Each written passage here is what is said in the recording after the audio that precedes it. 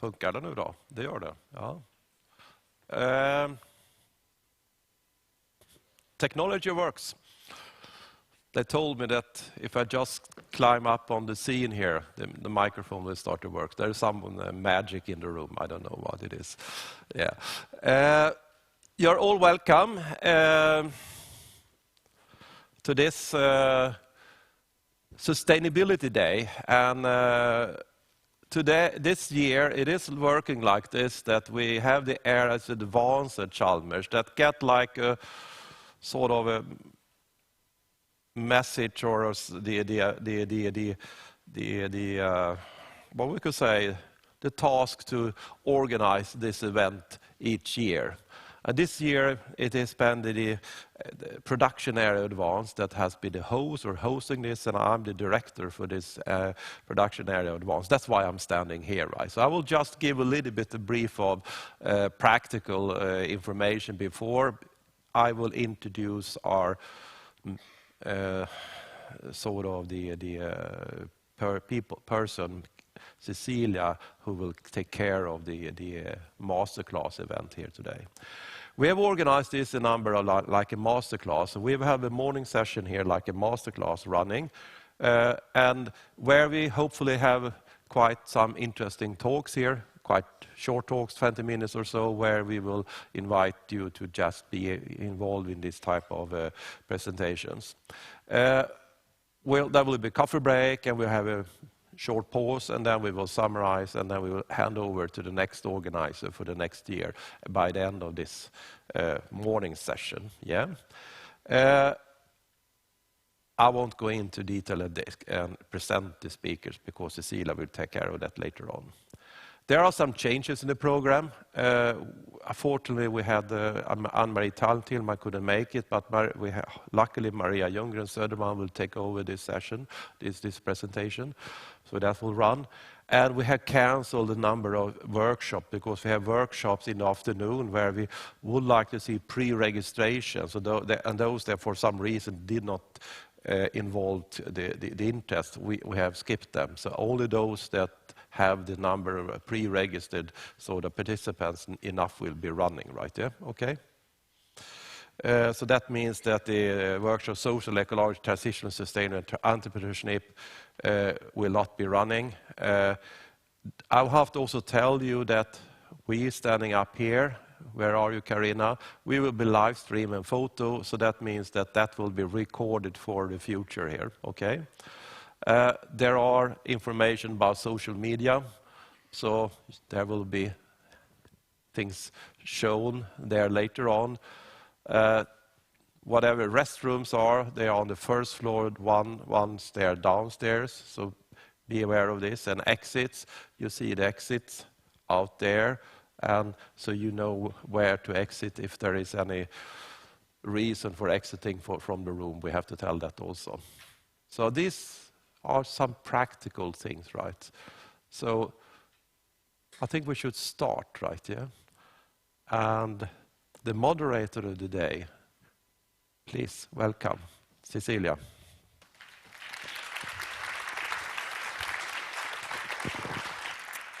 Good morning, everyone, and welcome to this event. Normally, my research area here at Chalmers is on humans and human factors in ergonomics. So I'm looking forward to learning a ton of things that I had no idea about today.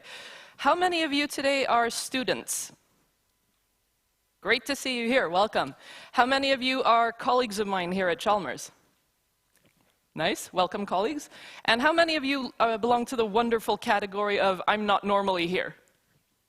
Super, super welcome here. I'm so glad you're all here. We have there's a lot of plants in the way here. There we go. I'll be over here because this is probably a part of the stage not many of our speakers will be using. So today is a rather packed schedule of masterclasses. I just want to remind everyone of the meaning of masterclass. It's not that you need to be masters already in order to appreciate and take on what they have to say. It's that a master will address you with the knowledge that they possess. And our first speaker, I believe she's ready, She is a senior advisor at the Sustainable Development Department at our Environmental Protection Agency here in Sweden. So remember that, we have an EPA, as opposed to certain other countries. And she works with policy strategies and instruments that help us gain sustainable consumption and production patterns based on life cycle thinking. Eva Ahlner, welcome.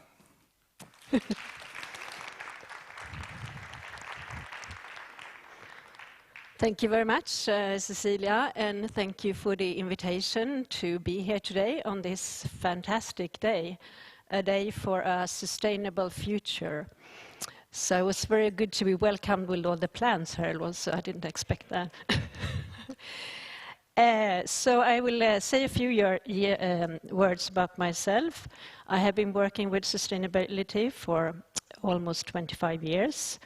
And I started in the mid-90s when I was leaving my work at Ericsson as a research engineer in fiber optics to address the emerging issue of raising waste volumes.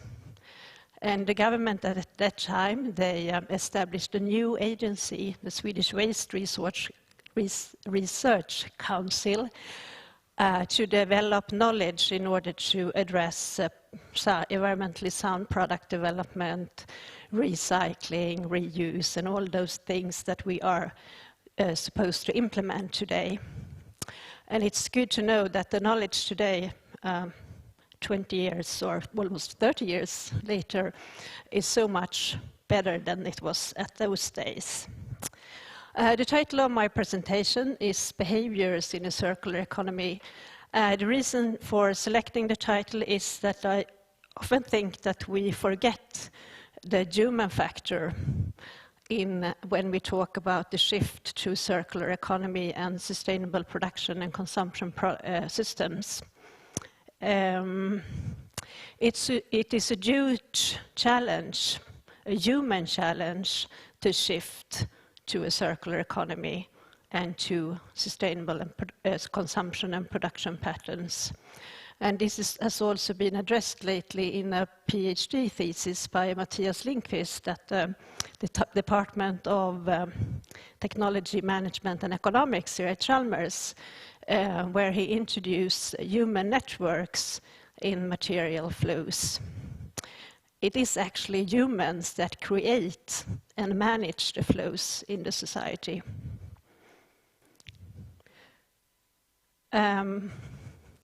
So, as you know, in 2015, the Agenda 2030 was adopted by the UN, and actually sustainable lifestyles and sustainable behavior is embedded in all of the sustainable development goals. And I will illustrate this by Goal 12 and Target 12.1, which ask for global cooperation to accelerate the shift to sustainable consumption and pattern globally. And the developed countries are supposed to take the lead in this process. And Sweden is actually taking the lead and plays an active role in this global program called the Sustainable Lifestyles and Education Program.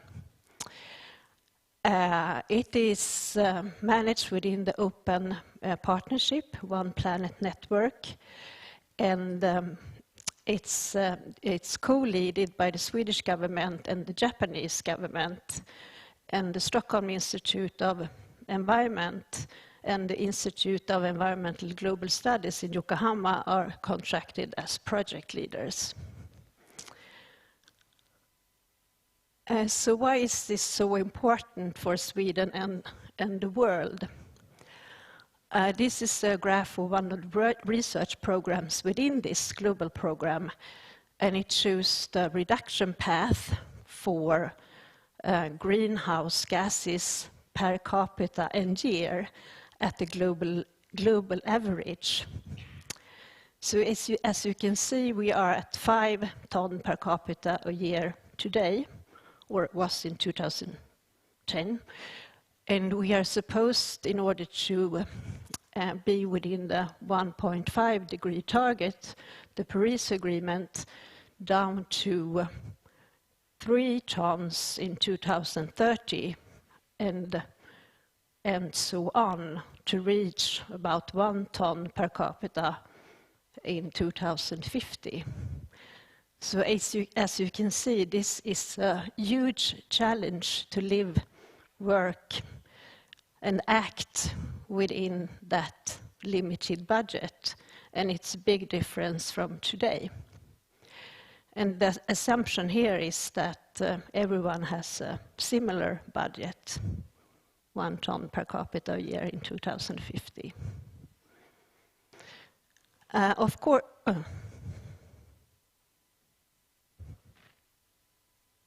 there it is. Of course, this means different things for different countries. This is also part of the 1.5 degree lifestyle project. And you can see that the countries on the screen are Finland, Japan, China, Brazil, and India. And you can see that there are very different, the countries are at the very different levels today, 10, 7, 4, 3, 2.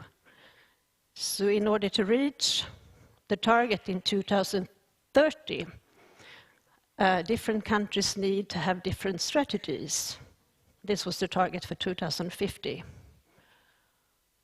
So for Finland, which is about the same range as Sweden, that means 73% reduction in 2030 and 89%, it's not 89, it's about 90 in 2050.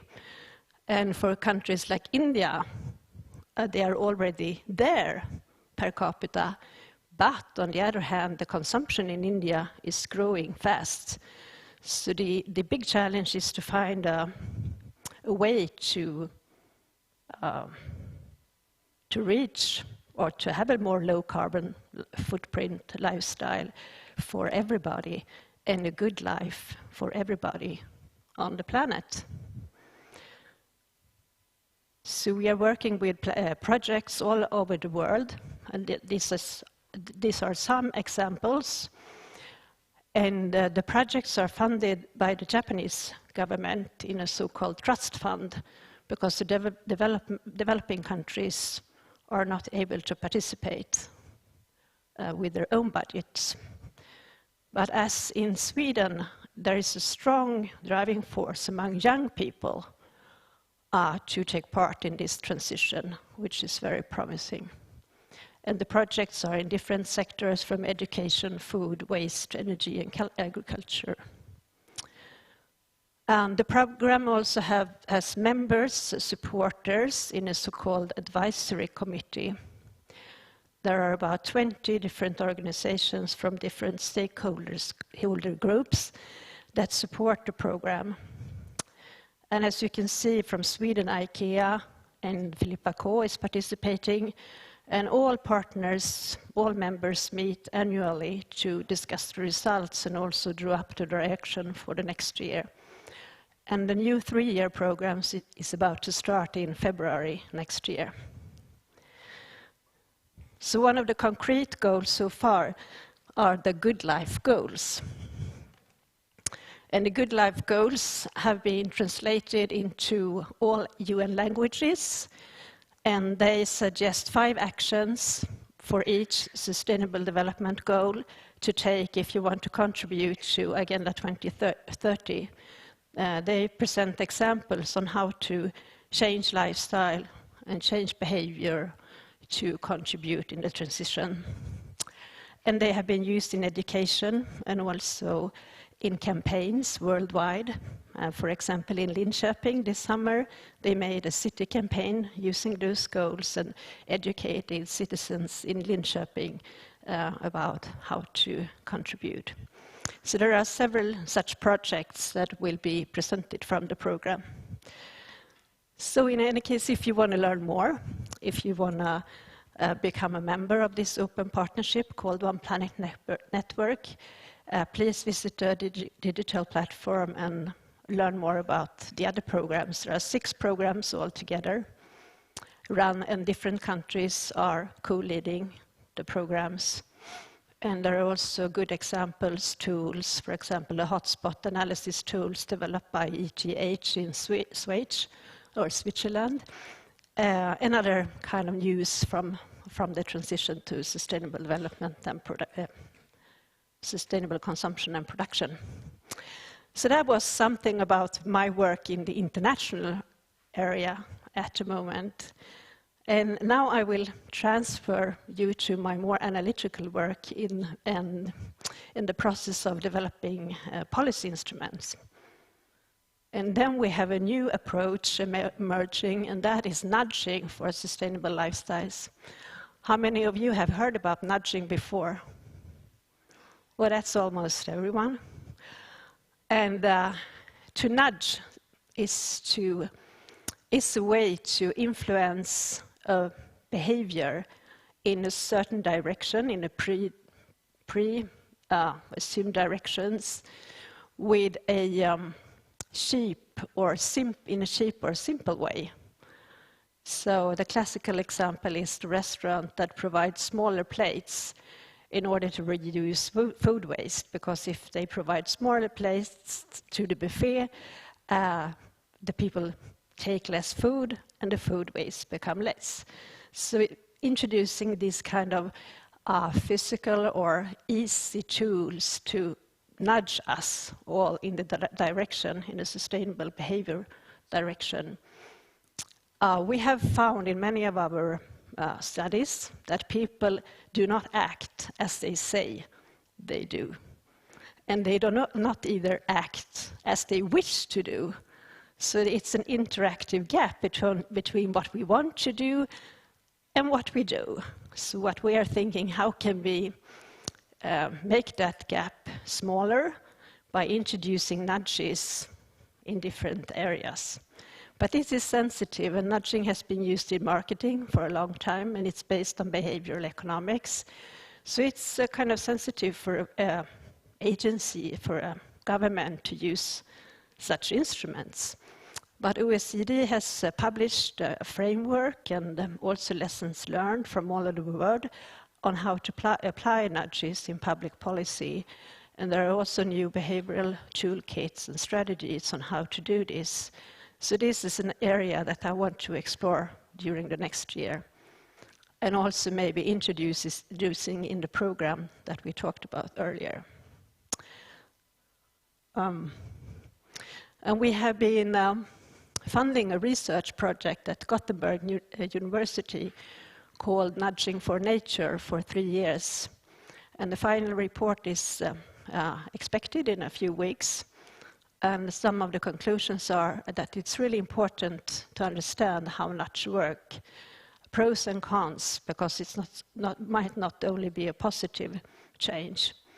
And it's also important to know already from the beginning how to evaluate what's happening, that the policy incentives is evidence-based and can be followed.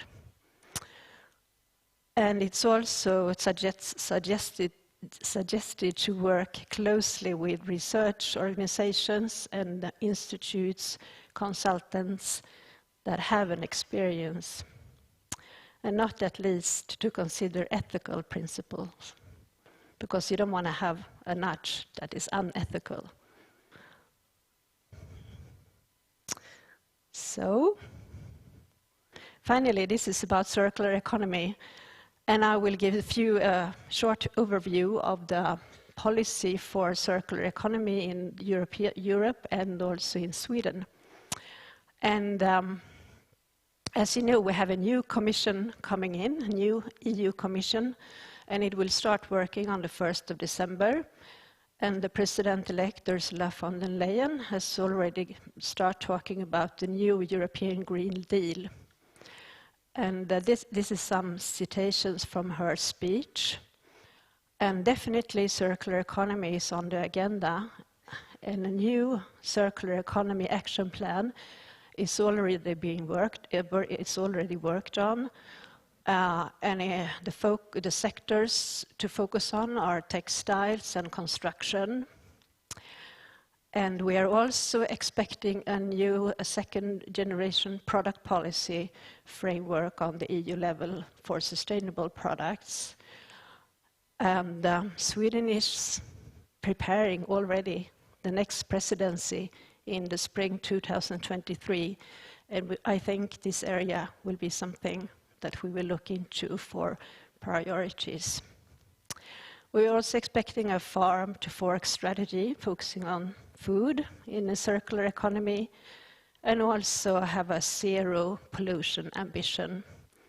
So my feeling is that this agenda is quite ambitious, and that we can expect a reinforcement of the policy for circular economy in the EU for the upcoming years.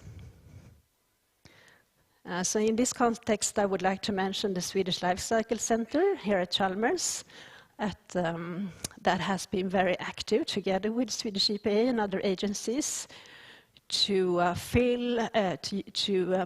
coordinate expertise in Sweden when it comes to life cycle assessment, and also provide the Swedish positions for a product environmental footprint methodology.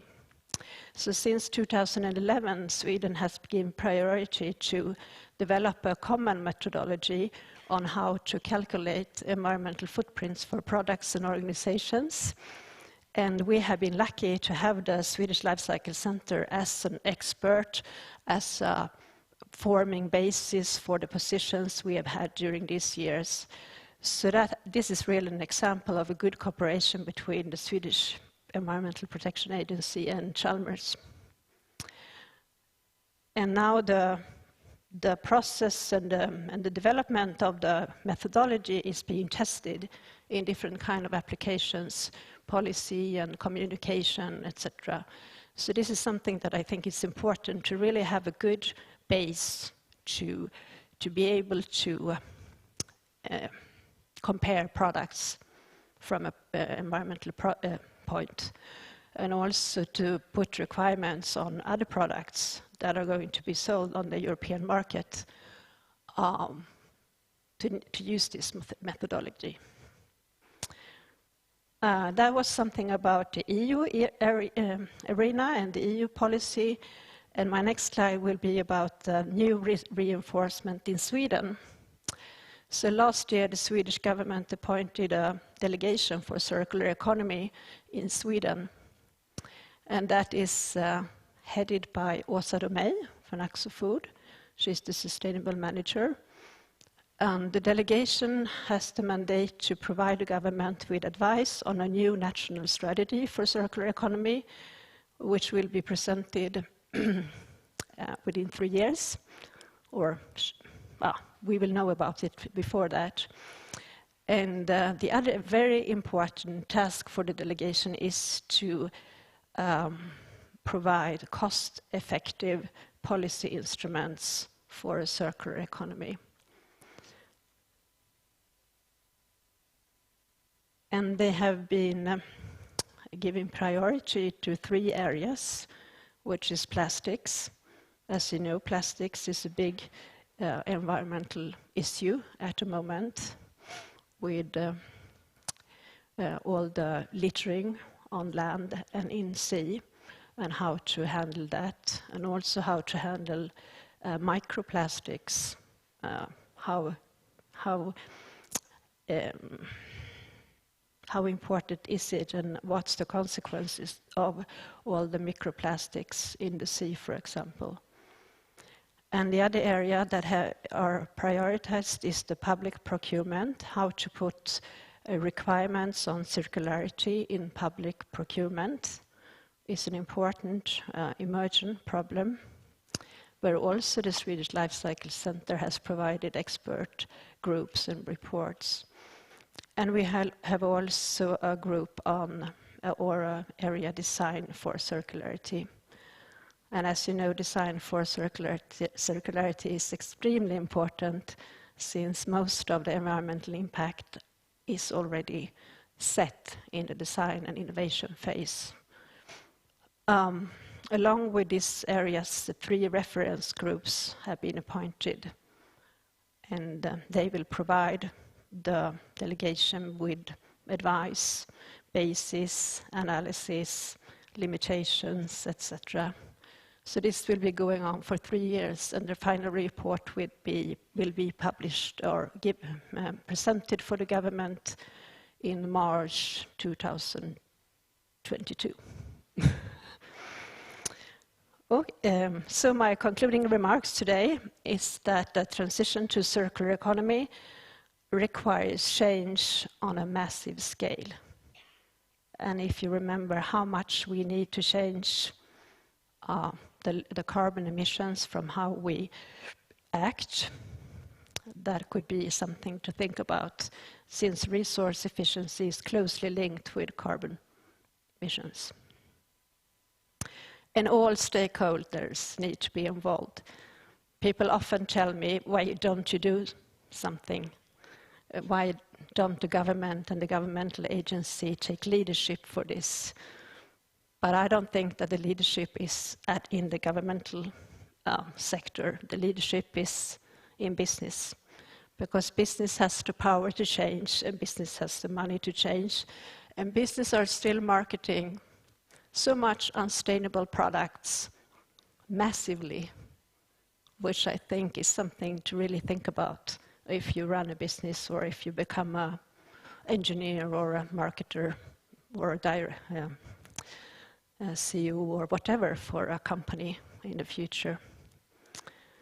And I also want to stress to understand the human factor in the circular economy, because we are humans and it's hard to change. And we need to educate young people especially on what does it mean to live in a sustainable and a circular economy. And finally, since we are here at Chalmers, we have had many good cooperations and got so much good knowledge and basis for policy development from Chalmers and other universities, and it's so important. All policy we develop needs to be scientifically based, and data and theories are extremely helpful.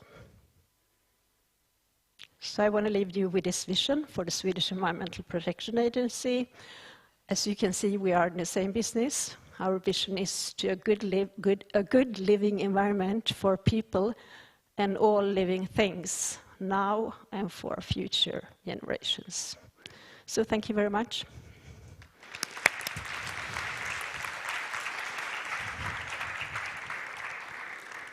That was wonderful. Thank you, Eva. Come out so the people can see you. Yeah. So that was a very interesting talk, and I want to warn Anton that we do have time for some questions in the audience. I'll start with one, so get ready with some thoughts, all of you. I know we have a lot of students here today, so I just wanted to ask you, what background do you come from to have landed in working with this sort of thing? Yes, I'm actually a K2H chemical engineer to start with, and then I have been building my knowledge with business administration at Stockholm School of Economics, and I have worked in the US, Washington in the US, and I have worked in Japan and different kind of places with sustainable development, and also at the growth analysis, the Agency for Growth Analysis in Stockholm, Sweden. And actually, when I was working as a research engineer, I liked my job very much. And I was working in the US, and I got all this information about the Rio 1992 and all the preparations for the big meeting, the environmental meeting in Rio 1992. And I came to understand that this is really the future issue, something I want to spend time on. So when coming back to Ericsson, working at, this is funny, I worked on United System of Aetna at that time, and the abbreviation was USE. And I said, and I quit my job and said that I was going to work with reuse. And it was like a very interesting change, I think, because at that time people thought I was really strange, because how could you leave such an interesting job for working with waste? Because it was unbelievable for people to understand. And I have been thinking about that choice many times, of course. But today, I realized that this doesn't mean, I mean, everyone is important in this transition. And I mean, fiber optic engineers are very important because the digitalizations provide possibilities that we couldn't see at that time. So I came to change a little bit, but was that answering your question? Well, yeah, I guess. I mean, you started from where you were educated and all that, so certainly. I mean, the pathway to being able to work with this sort of thing isn't obvious to all of us, so thanks for that. Do we have any questions from the audience? Okay, because I've got another one lined up for you. You talked about, I mean, the title of your talk was Behaviors in a Circular Economy, and you work with policy, which I guess we could say is rather abstract. It's a few levels higher up in society. Where do you see the biggest impact coming from? Is it behaviors and changes among individual consumers, or is it corporations? Or is it unfair to compare the two? Yeah, it's hard to compare because, I mean, our approach is to have a holistic approach. So we try to see for every sector or every product or consumption area, we look at it from a holistic perspective and see where in the chain, in the system is the major impact, where are the hotspots. So sometimes it's in the production phase and sometimes it's in the user phase, so it's different. But as I said, I think the principle for producer responsible is really important here because the power balance is so different. Business can make a lot of changes that has huge impact. We can, as consumers, of course, demand other products, other systems, but it's hard and it's difficult to take time to understand what is the best project because this system analysis is so difficult and takes so much time.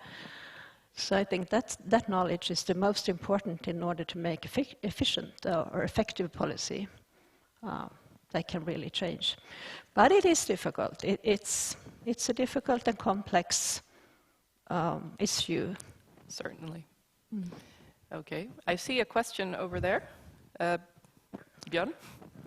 Wait for the microphone, please. We have one coming. So everyone can hear you in the broadcast also. All right, perfect. Thank you. The question is about the statement from Ursula von der Leyen you showed on the screen before. Do you have any reflections on the possibility to actually make it happen, what the statement says, like reducing CO2 with 50% within 10-15 years, or even 55%? And also the reaching zero emissions, if Europe and Sweden is one of the first countries to go to zero, there's plenty after us. And somebody has to go above zero, like regenerate. Otherwise, we still have the heat coming up, I think. Do you have any reflections or any idea how can we help out with that transition in a good way? It's a good question, really good question, because how can we do it? How can we meet this challenge? And from what I've seen from the EU Commission, when it comes to carbon, I think it's the EU trading system that is to be extended to the maritime sector, and also work more with the air traffic use compared to the trading system, the European trading scheme. Yeah, selling and buying emission rights. So I think that's most of what I have seen or heard about. But of course, there is so much more needed, and also to work with this emerging, the countries with emerging consumption when it comes so much more consumption, and how can we together balance or address the increasing consumption of products and goods in Asia. I think that's also an important issue for the Commission to see how can Europe play a more important role in the international work.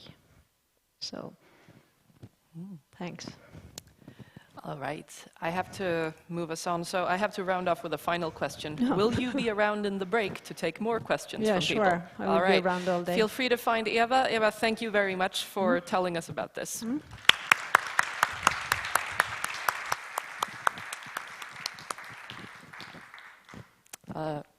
Let's see. We have our next speaker lined up. Our next speaker will be speaking about a very interesting concept that I'm very curious to learn more about. This concept is called urban metabolism. And Leonardo Rosado, welcome up to the stage, will tell us a bit about this groundbreaking method that is meant to account for material flows in urban areas. And this is called the Urban Metabolism Analyst. And I'm very curious to hear what that's about. So thank you very much for coming, Leonardo. I should say that you're from the Department of Architecture and Civil Engineering. I believe you have some colleagues here that I recognize, and also that you're an associate professor at Water Environment Technology. Thank you, Cecilia. So welcome, and give him a big hand. Good morning, everyone. I was hearing the words that Eva was mentioning, and I was thinking, how do I connect this to my presentation that comes next? And then in the questions, she gave me the answer. So when we talk about the system analysis perspective and how that is really, really very complex to address, well, that's exactly what we've been trying to do in terms of resource use. With this approach of urban metabolism. So I will try to briefly go through it, show you a little bit the work we have been doing in the past 7 years since I came here, and we started to build up on the urban metabolism group at Chalmers. We had a lot of, well, several people working on this. Just also wanted to have this moment to also acknowledge the other people that has been working with me, which we've been producing, I think, very good work. So we have myself and Julia as 2 senior people in the group, and then João and Alexandra, which are PhD students right now, and then Divya and Alice, which also support us as research assistants. And as I said, all of these people and some other past people have been working on it. We're trying to really build up on this topic. But I would like to maybe start a little bit by focusing on a different dimension. Eva again mentioned a lot the human dimension, a little bit the company's perspective as well. I would like to introduce the fact that we can also look at it from a spatial perspective. And that's what urban metabolism is a lot about. And if we start thinking about cities and regions and even countries, you can use it like that. So there's a multitude of planning instruments that are in place for a lot of different things. If we just focus on Gothenburg, we can see there's sustainable development goals, the climate program, you have procurement rules, etc., etc. So you have a lot of different instruments out there. You also have a lot of other initiatives. And if we think about circular economy, for example, again in Gothenburg, you have sharing economy initiatives, circular economy initiatives at the building level, etc. So you have a lot of these things going on. So society is not waiting for someone to tell them what to do. They're already testing and trying to do it and trying to affect all of these systems. And companies also do that same. So they're also looking at how can we move towards another paradox. How do we continue to have our businesses and maybe couple that with the challenges that society faces today, right? So we have all of these things going in society. But how do we ensure that we're going in the right direction? I think this is, for me, the key question. Yes, we do all of this stuff, but we don't know if things affect each other, if by pushing to one side, we're not creating a problem in the future that we don't even anticipate right now. A lot of you probably are familiar with the rebound effect. And the rebound effect is really about this. It's about the fact that we didn't predict that we would have problems in another part of the life cycle, for example. So what we indeed need is we need to start discovering, co-discovering where we should focus on. Okay, and again, from the resource use perspective, I would say that we need to identify the technical features of all the flows, of the resource flows, and then, of course, we also need to make a good inventory of plans and programs, etc. And we also need to understand what are these circular economy businesses being developed. Okay? When it comes to the work we've been doing, we're focusing a lot on the technical features of resource flows, and that's where urban metabolism comes from. And it took a while to get into the concept of urban metabolism, but for us to understand the technical features of resource flows in a given spatial scale, we need to map them all. Okay? We need to map every resource, every material, all energy, all water that comes into a system, that is transformed into this system, accumulated in this system, and then it goes away as waste or as export. Some of it will stay as stock, and so on and so forth. So the urban metabolism research topic appears in the 60s, at least as a formulated concept, and the idea in the 60s is also already talking about the concept of linear metabolism versus circular metabolism. And if we think about it, and if we think about circular economy, it comes really naturally that there is a very strong parallel with it. The other thing that is quite important is that not only we start talking about the fact that we need to move away from a linear metabolism perspective to a circular metabolism perspective, but also we need to learn from nature. And where in nature do we have this circular metabolism in the most efficient way? The ecosystem. Okay? So based on that, urban metabolism is really a metaphor on understanding ecosystems, understanding the ecosystems where we live in, where we have a very strong hand in transforming it. All right, so if we think about this then, okay, but how can we actually know about everything in a city? How is it possible that we can track and understand all these processes? How much stuff is coming into our daily lives? How much we transform? How much we accumulate? What functions do we have in a city? What types of waste are we producing, etc., etc. And that's what we have been trying to do. So our focus has been quite a lot on developing methods and tools to be able to explain our urban systems or regional systems with as much detail as possible, given the amount of information that we have available with us, because let's be fair, it's also very hard to get all this data. So we need to model processes, we need to extrapolate concepts, we need to really take risks and assume things to be able to start providing some systemic information about all of these flows. To do that, we have been working quite a lot with what I call urban metabolism analyst methods, and the idea is that we provide information on all flow types at 1,000 different product types that are assigned to 100 economic activities, and we try to give this with as much disaggregation as possible.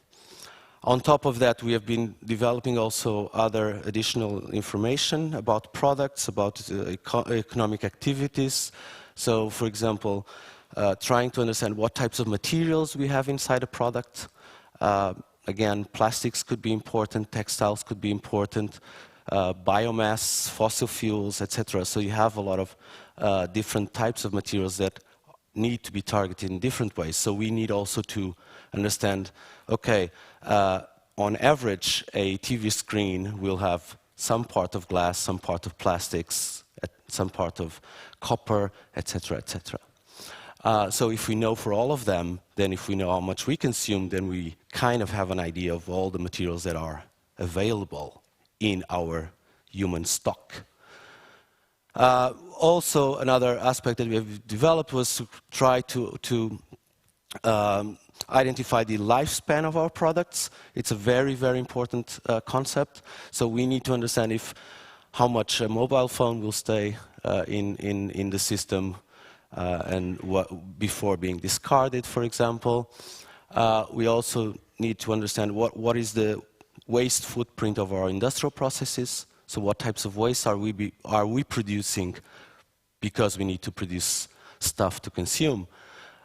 We also start to understand what is the material demand of industries. So we start understanding what types of materials all these industries need for their processes, and we also know what the wastes are being produced.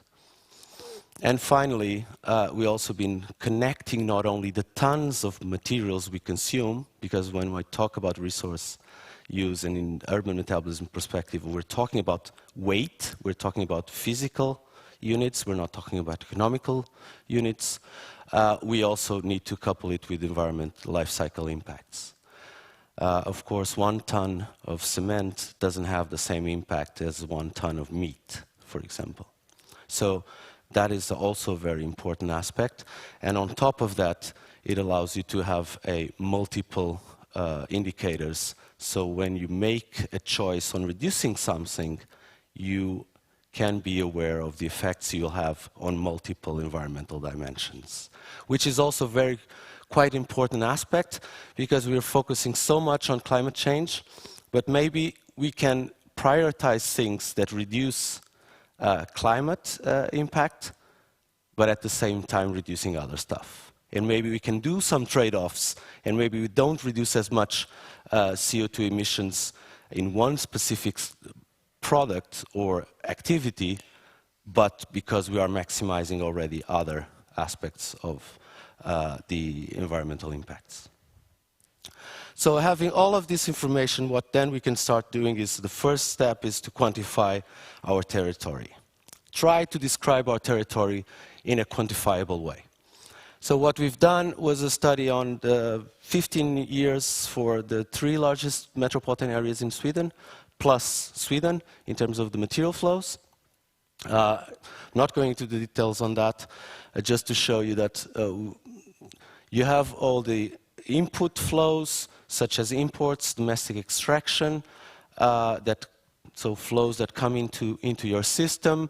Then you have the consumption, how much we consume of all these products and materials, what you export, what emissions you send to nature, and so on. And because we also did a trend for 15 years, you can also see how it's changing through time. And then couple this with the type of materials that you might have. You have a description of your flows for each material type. So I don't know if you can see, there's small white lines there. Each line represents a year. So it goes from the 96, which is the first year, is the first circle in the interior, and it goes down all the way to the outside. So you see a bit of what is happening with the consumption of all the materials. And also, since it's a per capita based information, you can also compare the different cities or metropolitan areas and the country, for example. Some very interesting things that pop up. Gothenburg, for example, has, of course, much more imports, fossil fuel-based imports, for example. Some of these things we know, it's not new. If we think a little bit about the city, we'll understand them immediately. But in any way, you have it quantified. You know how much it is against all the rest as well. Because having all this perspective of comparison with the other aspects is a very important thing to look into. Now, if you look at this in more detail, then what information we can provide is we can then provide, for example, for consumption, how much furniture or electronics or etc., etc., etc. can be is being consumed in a given year, how much it goes to public sector, for example, or we're still trying to get there, on the household level. It's something that we are currently working on, so how much the households are consuming with as much detail as possible, and then what is happening to these flows after being consumed. And then we can go into much more detail and say, okay, for the public part, how much is the municipality responsible for, or the regional county or others? In the industrial part, how much is manufacturing responsible for the consumption, or the construction sector, etc., etc. And then once you connect this to life cycle impacts, then you can also have an idea of what is the environmental impact that our consumption has. Something that we haven't even, well, started a bit is to start calculating also the circularity that is behind it. How much of these materials are being circulated back into the system. And then you can also look into the top 3 impacting products of a larger category. For example, in this case is for furniture. So looking into what types of furniture are the most important ones. Then if you also start thinking about how do we connect our processes, because so far what I described is a bit more the quantities, but then we can also start looking into how are our economic activities connected within themselves. So trying to understand, industry A will need this amount of materials and it will send out other materials to industry B and C and D.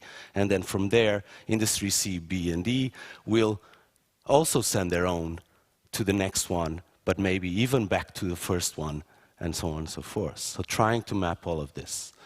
This is also some work we've been doing at this point.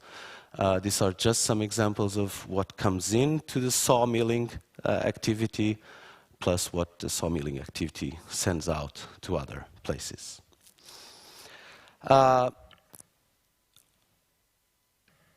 Apparently the graph is not there, but also what we can provide is project the future waste. So if we know what we consume today, if we know the lifetimes of our products, we know when these products will become future waste. We also know, based on what a specific economic activity consumes, and this is an example for the construction sector, and I leave purposely the construction materials outside of this graph, because this is just the stuff that is being consumed by the construction sector that is not going into the buildings. So it's gear, newsletters, machinery, etc. So based on that and based on the lifetimes of the different things, you can also start designing or understanding which strategies, circular economy strategies, would be the most interesting ones. And finally, if we know where the wastes are being produced, if we know what we can do with the wastes at a spatial level, you can also start identifying hotspots or centers where you could start dialoguing with companies to connect them and exchange these wastes. Thank you.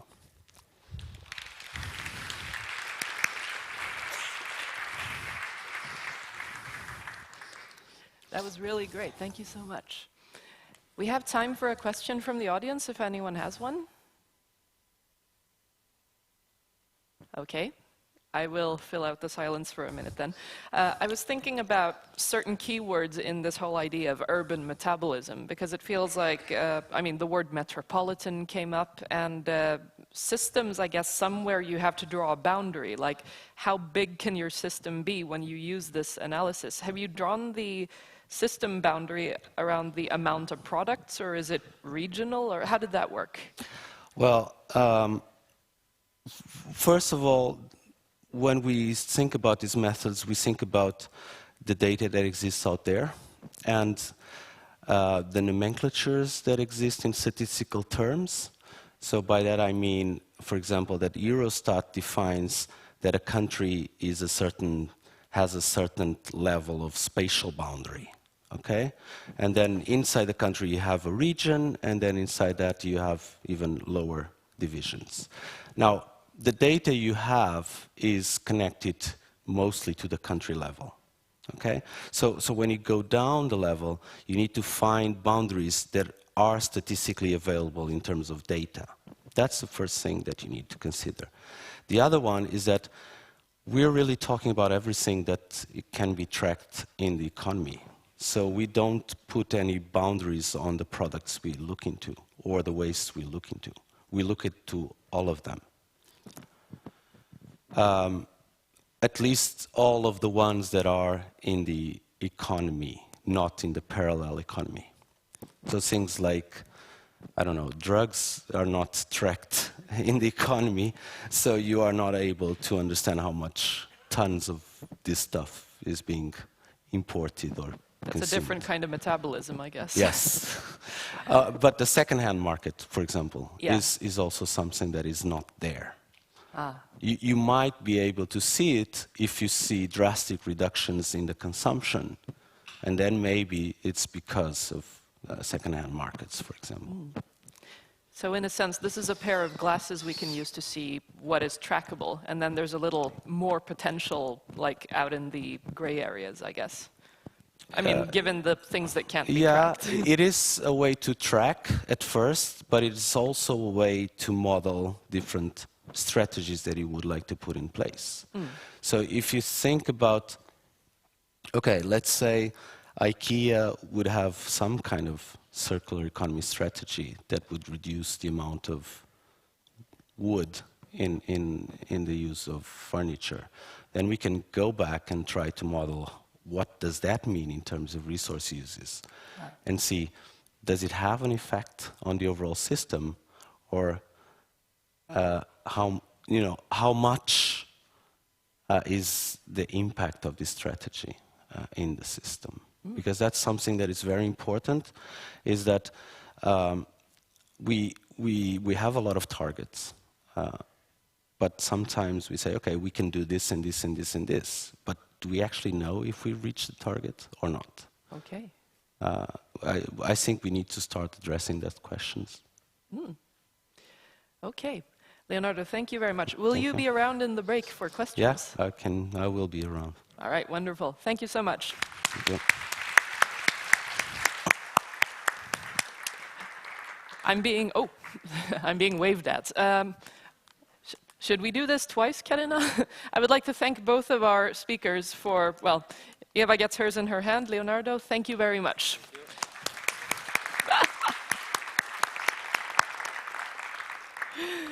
All right. So, everyone, it's time for a 20-minute break. Please get up and stretch and get your fuel, and we'll be back here at 10:20. Welcome back.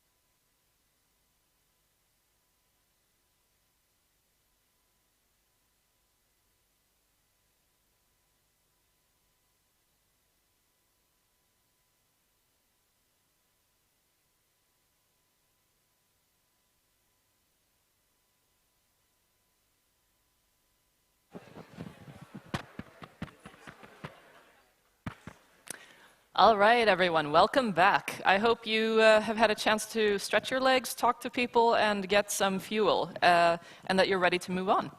Our next speaker is an associate professor at Environmental Systems Analysis here at Chalmers, at the Department of Technology, Management and Economics. But more interestingly, she has recently been the examiner for an entirely new course at Chalmers called Circular Economy. And what's extra interesting about it is that 8 different programs at Chalmers have participated in this course as students. So I really like the idea that we are getting courses here that are pioneering and that are uniting lots of different students from all over Chalmers. And it's actually even more fun to be able to say that Chalmers is the first university in Sweden to carry out this type of course at master level. Can we get an applause for that? So welcome up on stage, Maria Ljunggren Söderman.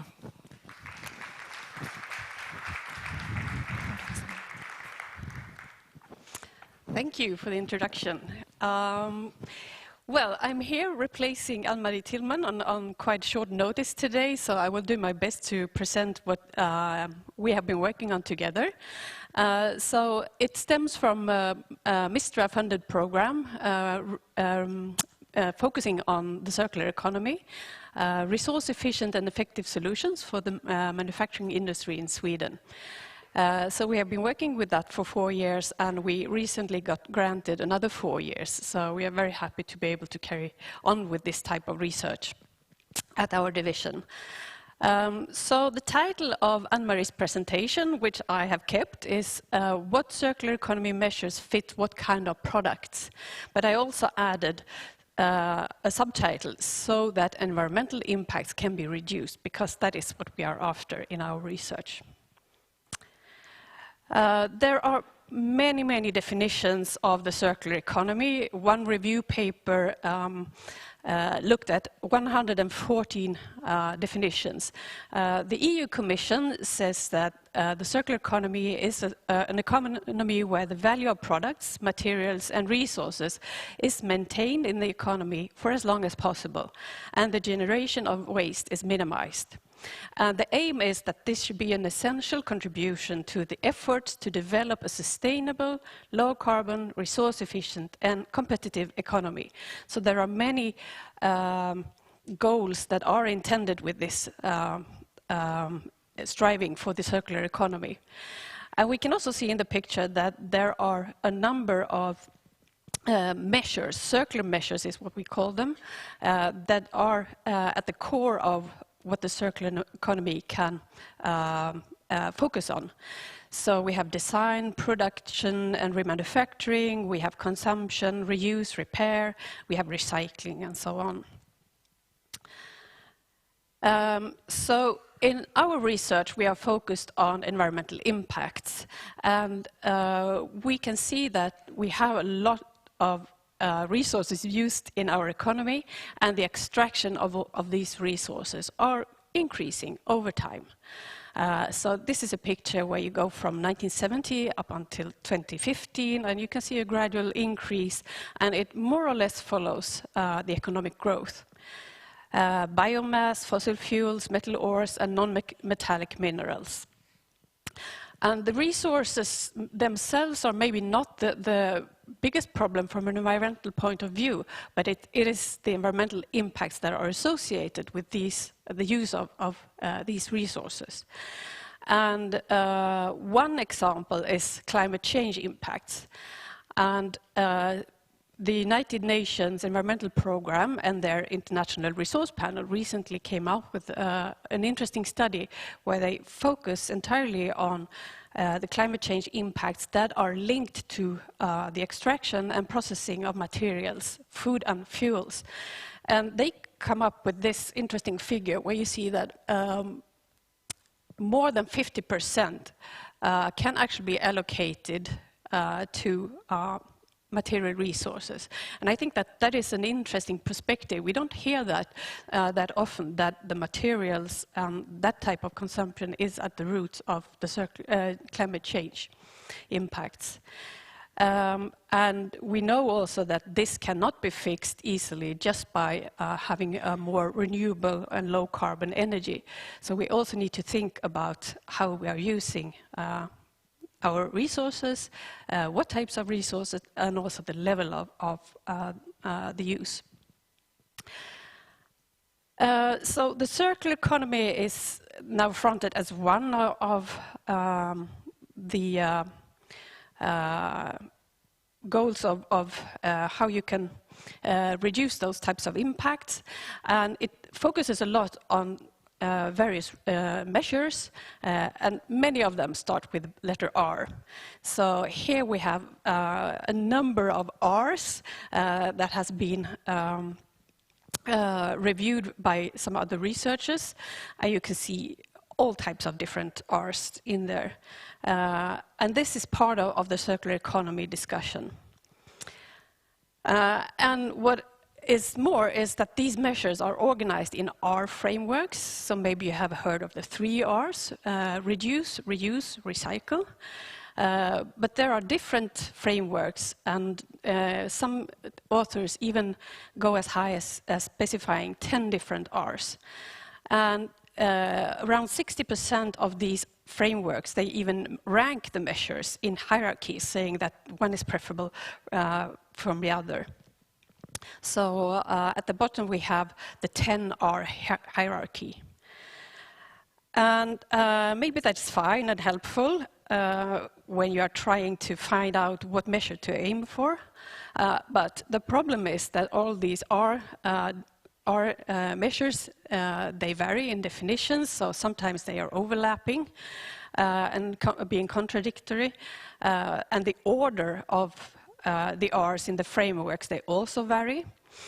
And the rankings assume optimal conditions, and the type of benefits that these R's are intended to bring is not specified. And the frameworks do not account of product characteristics in any way. So it is difficult to use these R's. They could be an initial guideline, but that's it. So we decided in our research, because that's part of our field, to look more closely at environmental impacts and look at what conditions, under what conditions these measures reduce environmental impacts. So that is the question that we asked. We can see from other sources, like the Ellen MacArthur Foundation, this is a very commonly shown picture, the butterfly diagram, where measures are suggested for technical and biological resources. So the biological cycle talks about, I should point out that in that direction, biological cycle points to resources that can be regenerated, and the technical cycle at resources that can be restored. So that is some starting point for this. But at the same time, there is a lot of focus on extending the use phase. So all these loops, not so much on the other parts of the life cycle, and also it doesn't say anything about the type of benefits that these measures might bring. So we took a life cycle perspective and looked at under what conditions these measures can reduce environmental impacts. And we defined a number of measures in the extraction and production phase, in the use phase, and in the post-use phase. We looked at environmental impacts and what we can learn from life cycle assessments and material flow analysis, and did a review of 124 cases that have been published in literature, and some of them we did ourselves. So 124 might seem a lot, and it is sufficient to draw some conclusions, but at the same time we still think that we are very early in this field. We need much more information to be able to go even further in saying what is beneficial and what is not. And what we were able to conclude anyway is that product characteristics are decisive for what measures are suitable. And that is quite obvious, but at the same time, it is not often a perspective taken in the circular economy literature. And we also saw that we could distinguish between consumables and durables. And we could also define different subcategories where we could define other product characteristics that help us to say what is a good measure and not. So for consumables, we could see that we have consumables that are being used dissipatively, and examples of that are food, fuels, water, and cleaning agents. So these are types of products that we lose after the use phase. So they are no longer there. But disposable ones are those that we use, and then they sort of look more or less the same when we have stopped using them. So single-use items like packaging, hygiene products, components in durable products like batteries and wear parts. So these are the consumables. And the durables are those that are often in focus when we talk about the circular economy. And we wanted to distinguish between different characteristics. So we found that we can talk about active products, meaning those that require energy and materials during its use. Buildings, vehicles, washing machines are examples of this. We could also see that we have typically products that are used for the full technical lifetime, such as buildings, vehicles, furniture. We have products that are often discarded before they are worn out. Typical examples are clothes and electronics. We have also durables that are typically discarded before being worn out, and they are also infrequently used. And here we say that tools and clothes are examples of this. And then we also have durables where part of the function remains after it is regarded as fit for the first use. One example is automotive batteries, which might, where let's say 80% or so of the battery capacity remains after the use in the car. Electronics is another example of this.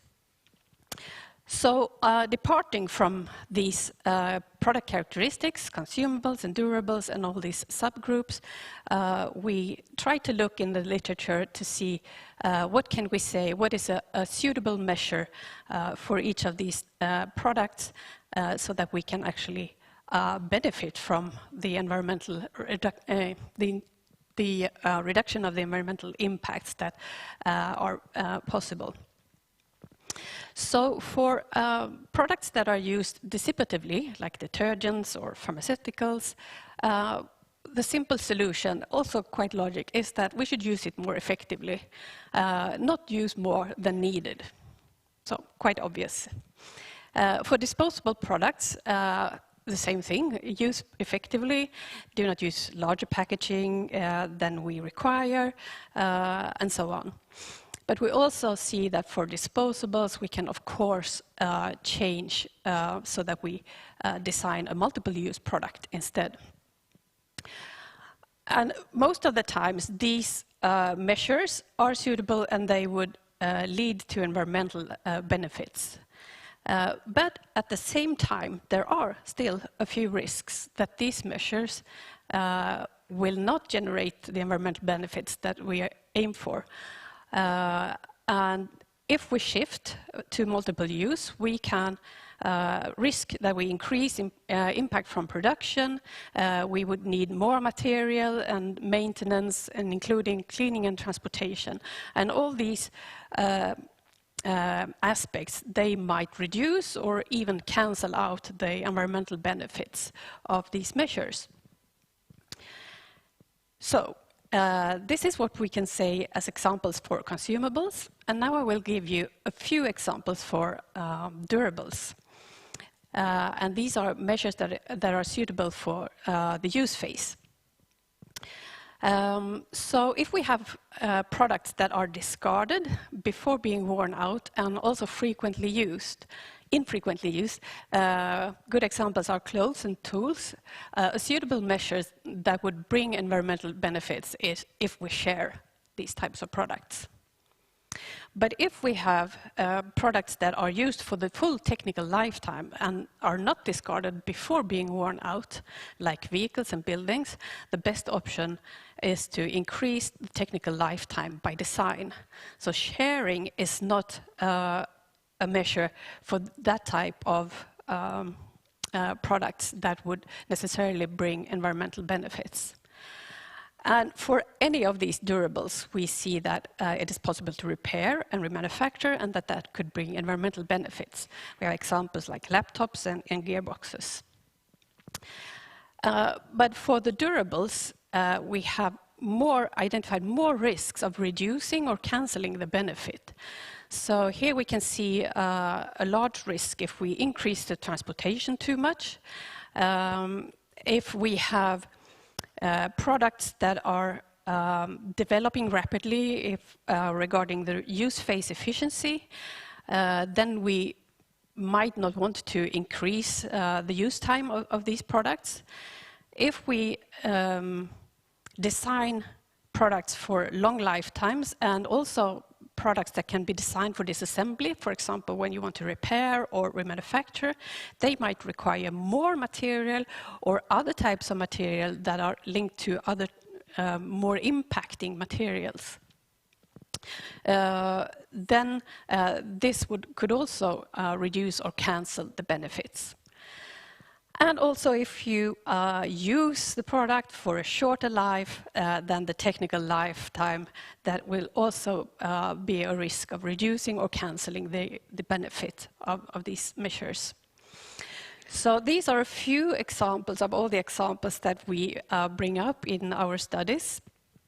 We have published this in 2 different sources, and I invite you to read further if you're interested. But the conclusion of this is that to reap the environmental benefits of the circular economy, we need to match the measures with the type of products. So it is as simple as that. And if we do not do that, there are small environmental benefits of introducing these benefits. But even if we manage to match products with measures, there are many risks of reducing the benefits or shifting to other types of environmental impacts.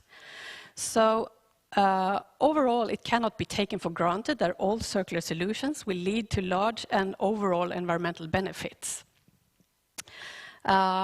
And my question now is, does this hold for other types of benefits too? Because we're not only looking for the environmental benefits with the circular economy, there are economic competitiveness, risk management, and so on that are also important potential benefits of the circular economy.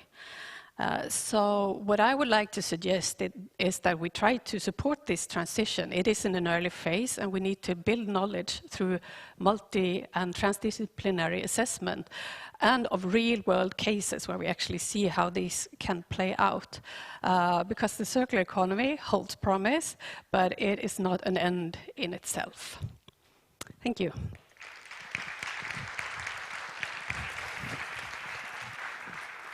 Great, thank you so much. If there is one question from the audience, we have time to take it. Okay, in that case, I will latch on with just a quick one. How will you move forward with your research now that you've had this extension of this program? Oh, now we will work more closely with a number of companies, Swedish companies in the manufacturing sector, and some of them are large multinationals, and some of them are smaller, and we are actually working in a multi- and transdisciplinary environment, you could say. So I hope that we are able to support some of this with new knowledge. Fun. Yeah, but I would also like to see this happening more inside Chalmers. I think there is a potential for that. All right, watch this space. Thank you very much, Maria. Thank you.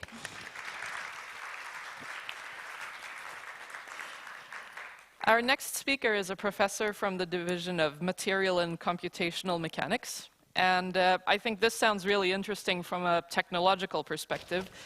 Leif is going to talk to us about structural batteries and how they might be able to offer energy storage at no weight penalty. So that sounds like a lot of promise, and I believe part of the perspective is also what chances we have of producing this in Sweden. Is that about it? Perhaps. So I had to tweak it a bit to fit the subject. All right. No, I'll try to. Actually, I think this is very rewarding to have a chance to think about this from not only a technology perspective, but also for the impact it can make. All right. So I looked into that a bit, and I will share the story with you. So should I go? Yes, please, go ahead. You can sit down then, please. So I'll talk about work we're doing with Airbus and other industries. Also, we did a lot of work with Volvo Cars in the beginning. And to build on the previous speaker, we actually have to do this in a multidisciplinary environment. So we have lots of competence. I will show in the end a bit of the team. So Airbus is aspiring to make an all-electric aircraft, 100 passengers by 2050 or earlier, if possible, typically for a 1 to 1.5 hour flight. So for such a flight today, they would require about 30 kilograms of kerosene per passenger. So that would actually be replaced by batteries then, but with the current battery technology, they would get about 1 ton of batteries per passenger. So this is very difficult, because I guess the flight will turn into something like this.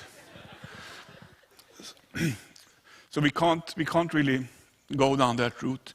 We need to find better ways of making energy storage possibilities in the aircraft. And if you look at today's systems, you have monofunctional system. You have a structure which is aimed to allow the flight and to keep the passengers from the wind and to sit comfortably and safe. And then you have energy, if it's kerosene or batteries. So this is the E-fan that Airbus has made and flown. And here you have these two monofunctional systems.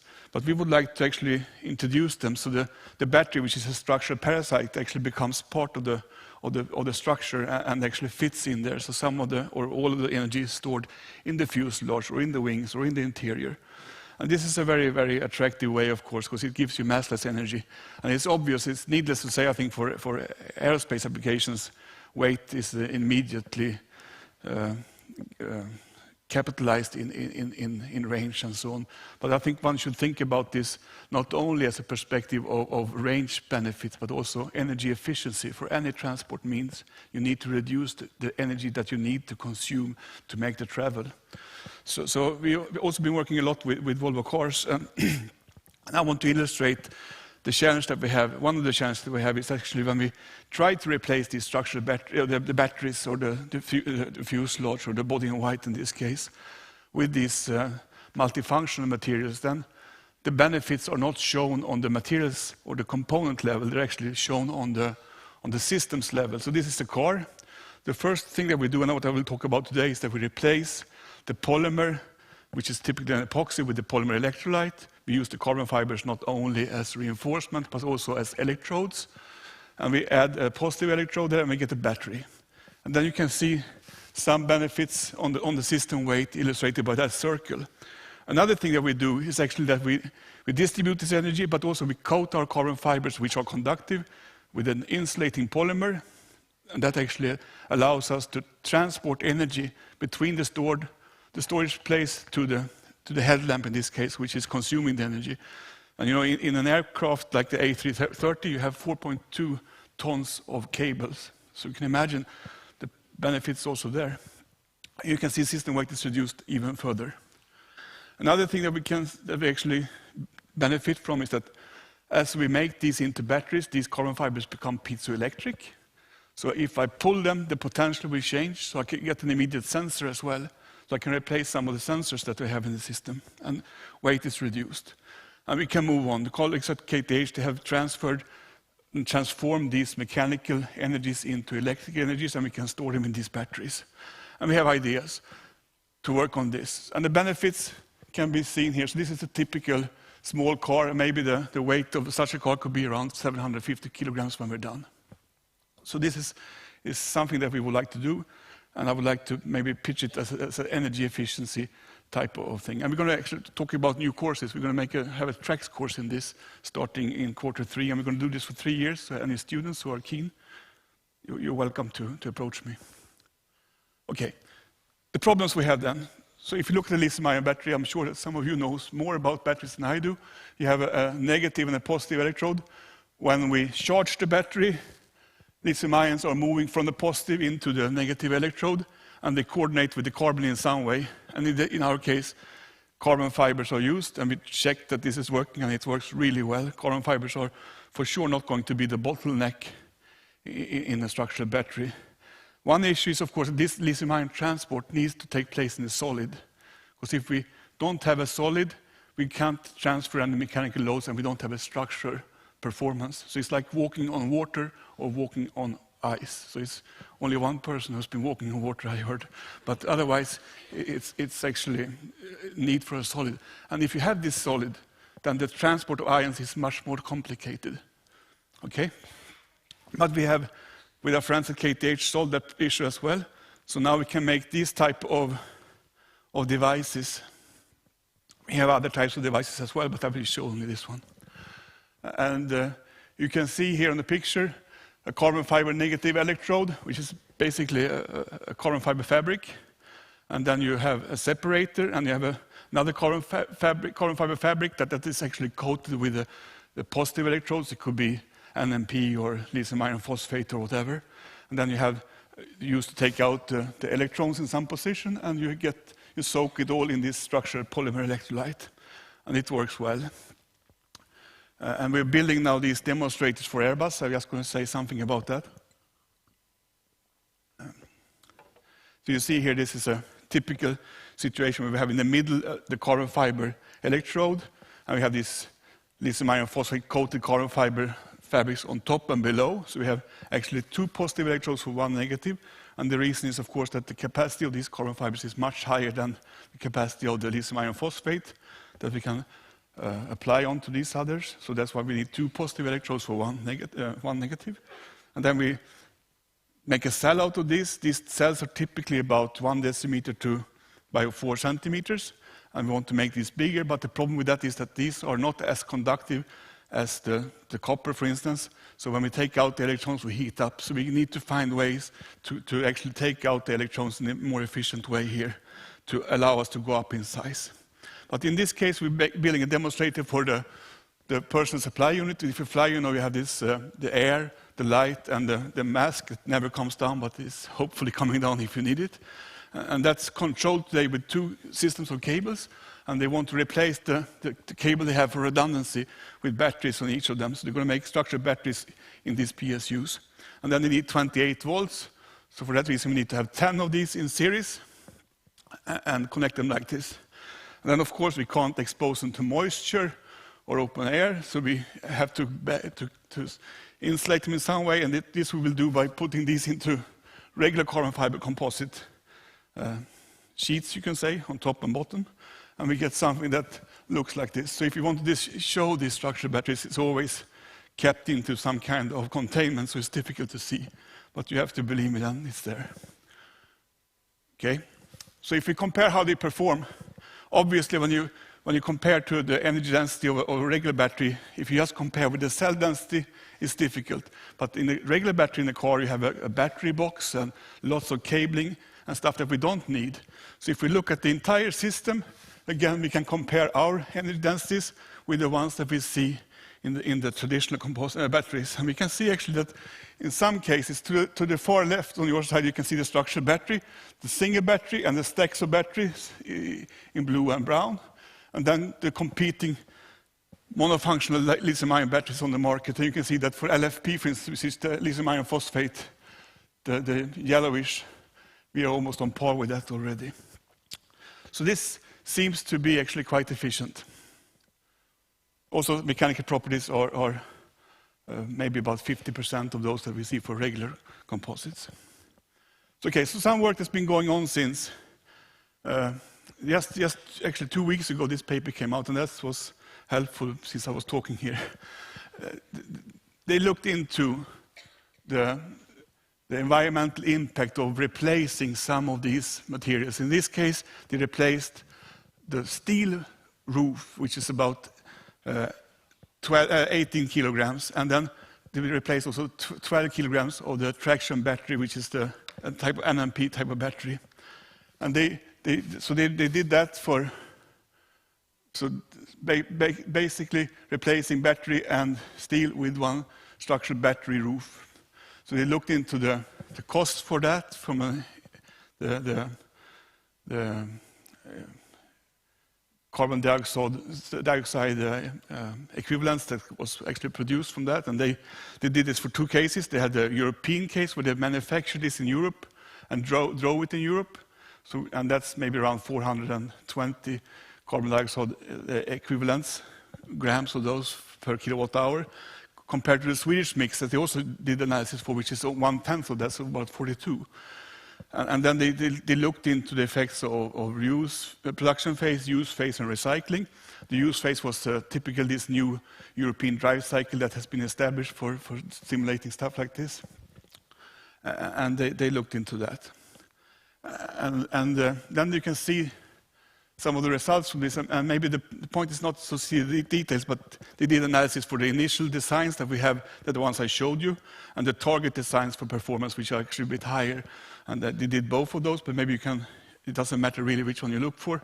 Because in every case, for a small car or for a large car, EV means electric vehicle, you can see that the benefits are there. There will be an avoidance in CO2 emissions by doing this replacement, unless you actually drive in Sweden and you have a small car. And the reason for this is actually that the benefits, of course, are smaller if you drive in Sweden because you have so much cleaner energy. And also that the small car has a lower energy density for the battery, given the battery box and so on. So this is actually showing that there will be potentially good climate impacts from making this change.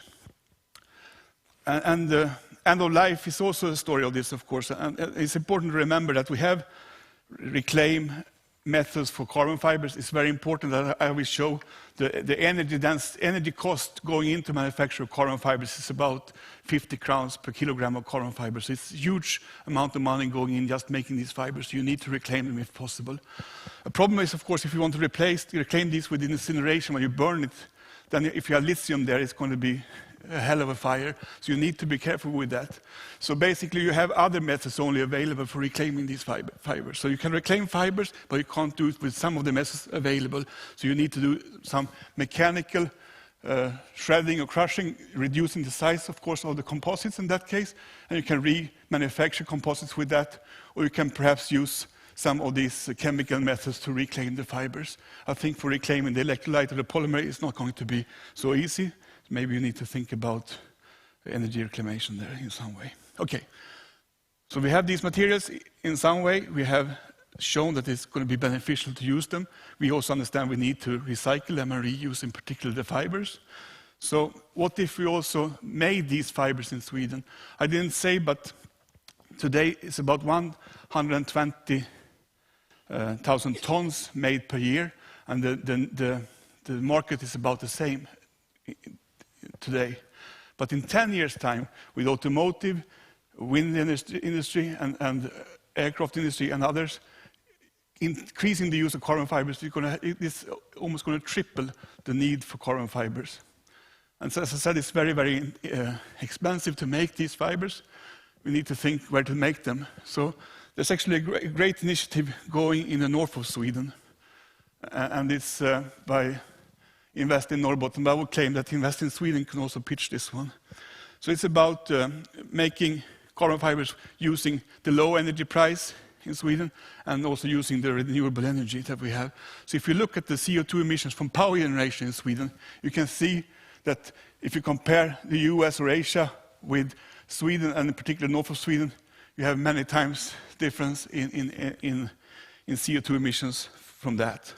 And if you make these carbon fibers instead, you can see that the CO2 emissions per ton, in tons per year, if you use Polish energy compared to Swedish energy, North Swedish energy, it's actually many, many orders of magnitude difference. It's actually 30,000 times more pollutant to make carbon fibers in Poland than to do it in the north of Sweden.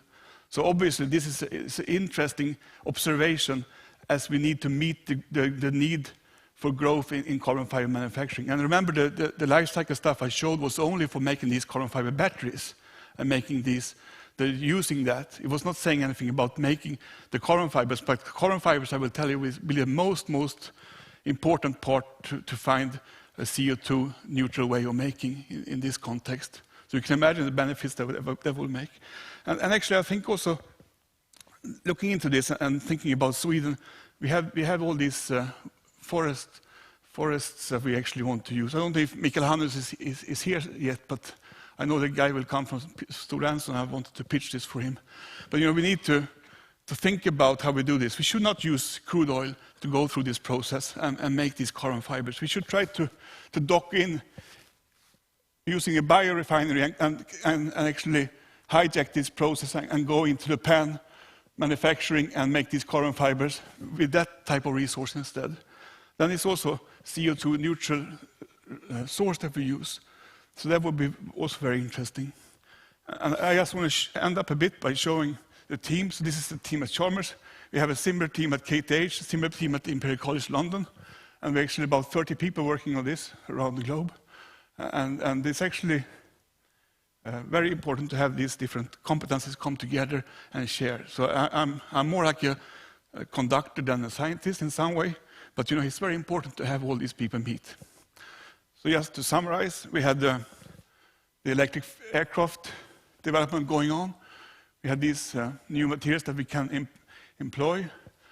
We have a nice situation in Sweden. We have clean energy, cheap energy, and we see a need to meet the growth of growing demand of carbon fibers. And we have a team at Chalmers to do it.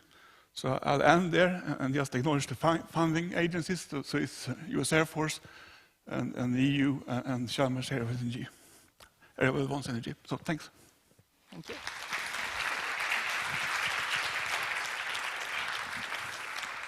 Nice. Thanks for a not only informative but very entertaining presentation.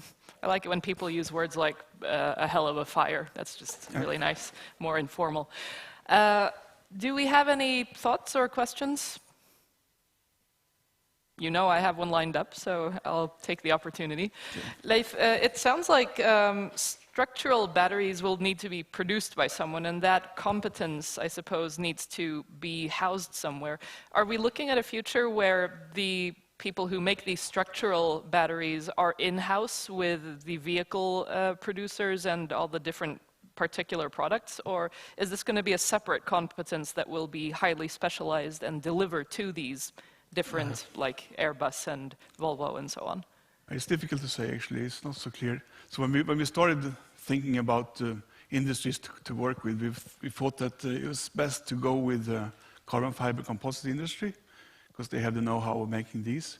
Obviously, they're not used to making composites in a glove box or that type of environment, so that's a challenge. So upscaling will be a problem for anyone, but then you need to have this close to the company, and it's going to be an issue how you actually get this clarified, certified, because today you have one wall with certification requirements for structures, similar for electronics. Now they're going to need another wall for this, and they need to be able to manage the technology. And car industry, I think, will most likely outsource it.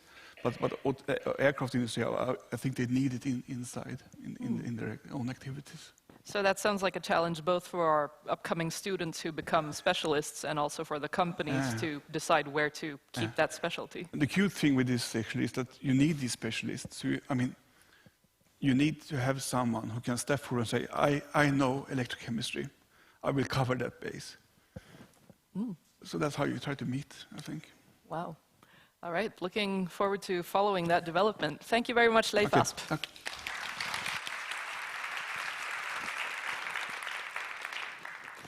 Okay, so it is time for a 10-minute leg stretcher. We care about your hips here at Chalmers, so please make sure to straighten them out and get some blood flow throughout your body. And be back here at 10 minutes past 11.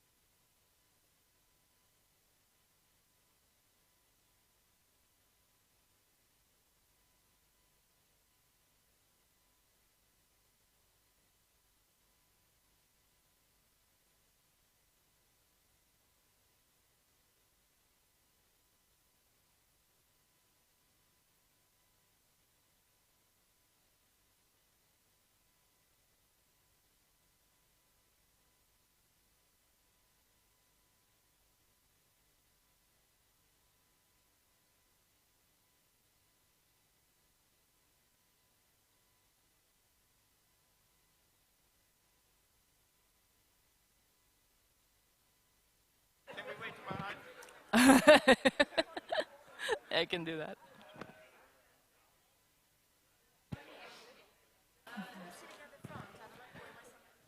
I think they've gone.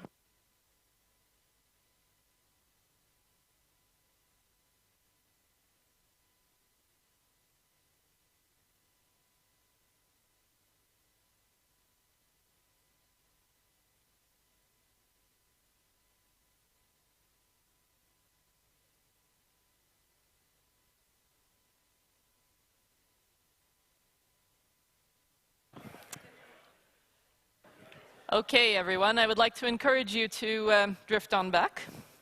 Welcome.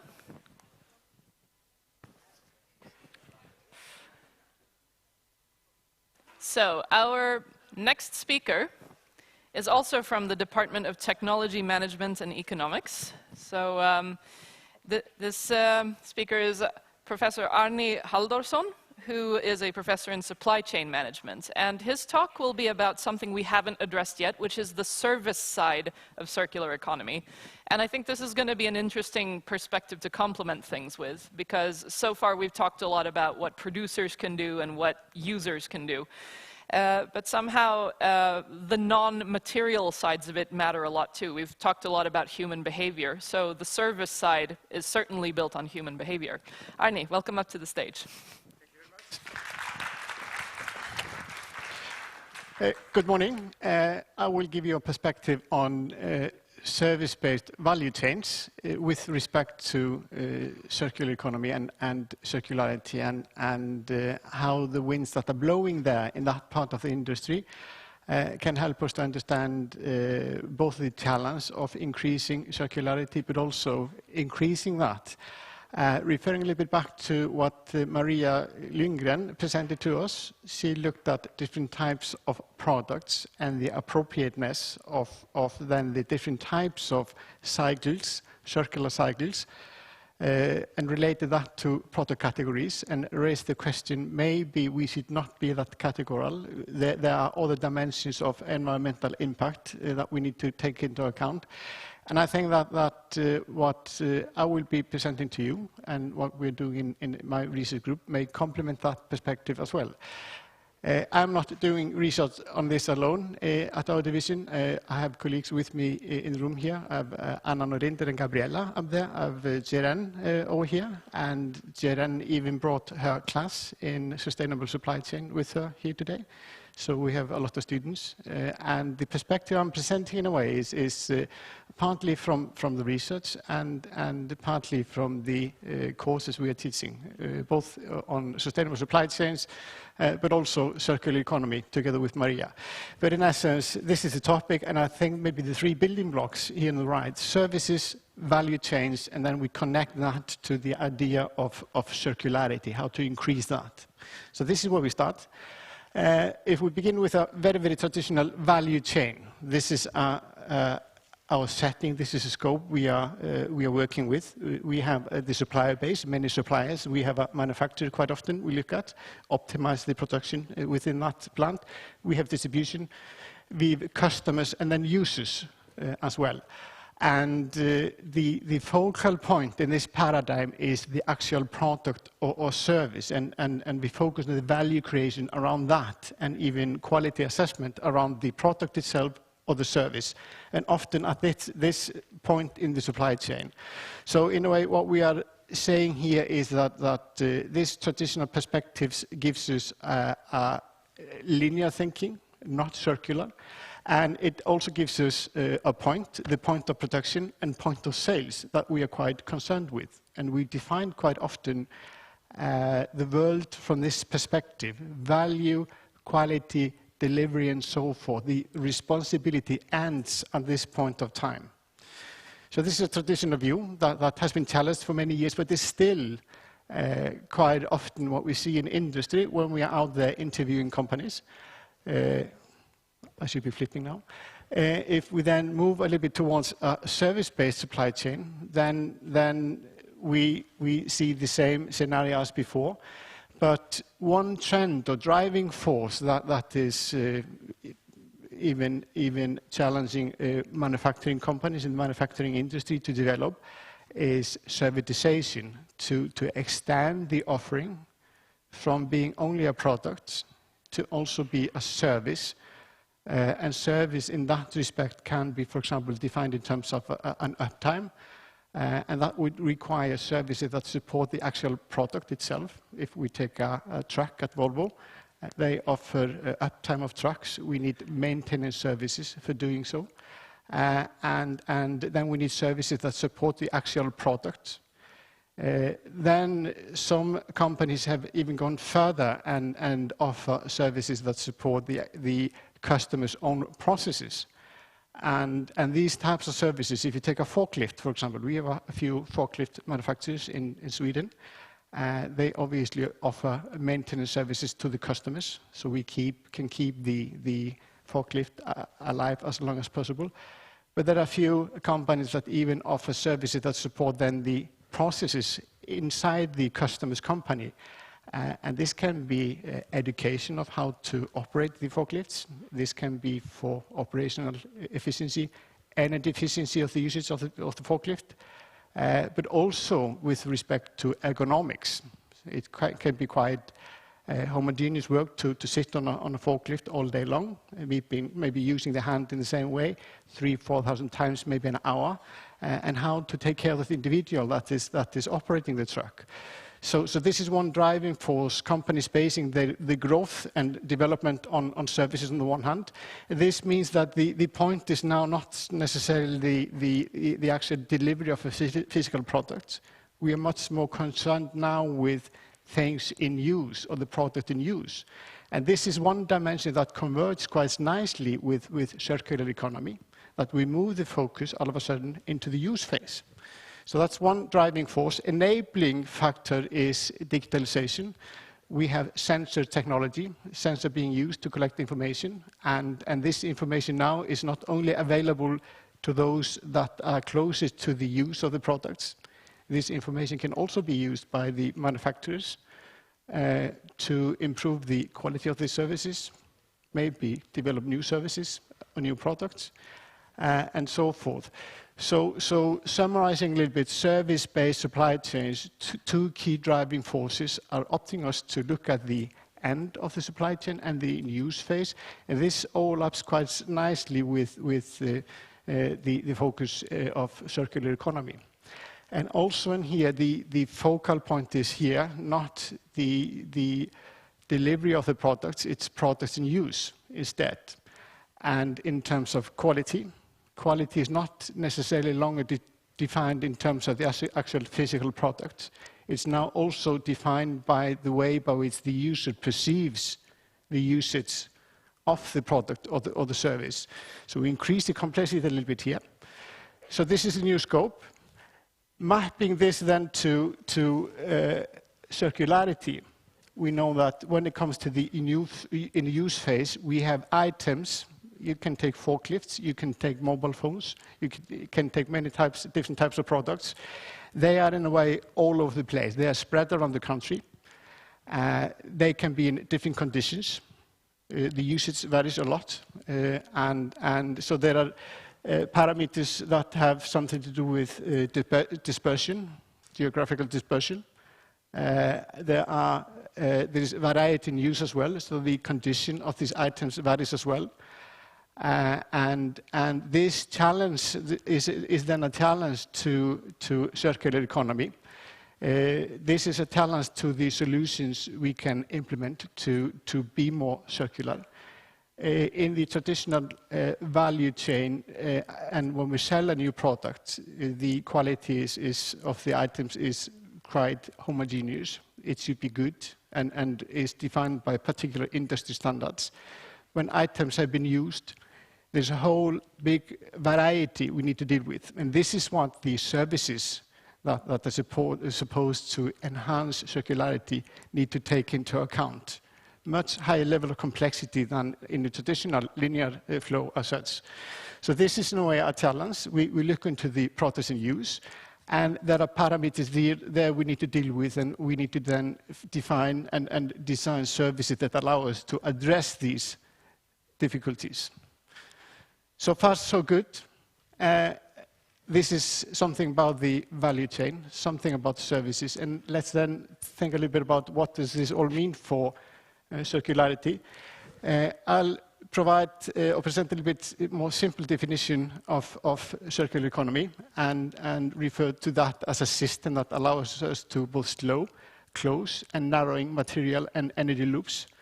And this is achieved through long-lasting design, maintenance, repair, reuse, remanufacturing, refurbishing, and recycling. So there are a few R's up here that define different types of loops or activities that companies work with. What we found interesting in this respect here is that when it comes to this idea of increasing circularity, then there are three concepts up there that can help us to measure that and create a focus for us. That's the idea of slowing, keeping the item or the product as long as possible, alive as possible. Then the closing the loop, making sure that it is not just put into landfill, but we can retrieve the materials one way or the other. And narrowing as well. Narrowing has something to do with product design. We are not focusing on that. But what I will focus on is the slowing part, and give you three examples of that. This is an attempt to summarize a little bit what we are doing. On the top, we may have a product up here. This can be a forklift, can be clothes, can be any sort of item that is fully functional. And at some point in time during wear it, for example, or usage, it will wear down. And at some point in time, we have to repair and even maintain. So the ball will drop down to this level here. In some cases, the ball will drop or the product will drop quite fast into the phase of recycling, basically. And the idea is, with slowing in circular economy, is to extend the time span here. So keep it in a good condition as long as possible. And one example of that is then the repair and maintenance of services, where we want to prolong the usability and functionality of the product as long as possible. And if we take a forklift, just as an example, this could also apply to other products, but we take forklift as an example, where companies have been extending their offering from selling just a forklift to also sell maintenance services. Then we want to extend the experience with the products that the customer already owns. So there is no reselling whatsoever, secondary marketing use. It's just the product is owned by the customer. And the idea here is that the services offered are product-based. They are centered around the product itself and focusing on keeping the product alive. It's not about taking components back or whatsoever. It's just maintaining the product. Quite simple in that respect. These are producer-centric. It's often the manufacturer who wants to take a position here and wants to own this market and is the expert in doing so. The customer pays for a function or result, some sort of an uptime. And this is a type of service that some companies are quite advanced in doing. Surprisingly, there are quite a number of companies that say they want to work with this type of services, with aftermarket services. When you enter through the company, you see on the walls, you see posters referring to maybe circularity, vision about the future, aftermarket and so forth. But when you look at their practices, they're not quite there yet. So even though this may sound simple and easy and straightforward, designing these services and getting here is a journey that quite many companies still are going through. Let's take another example on the R's that Maria represented here earlier, and that could be the reuse and redistribution. So at the end of use of a product, it can be reused. It's still functional. It may need some upgrade, but we can give it a further life in the hands of a different owner. That's the next level in the staircase here. As I said, quite often we see products going from the repair and maintenance directly into recycling. There is nothing like reuse or secondary market. We just throw away or products end up somewhere being stored, or items, and then put into recycling quite late. Here the idea is that manufacturers, even retailers, offer services where second-hand usage is offered to either the current market or the new market. And this implies for the business-to-business segment that we have to offer some sort of take-back services from customers. They can return their products back.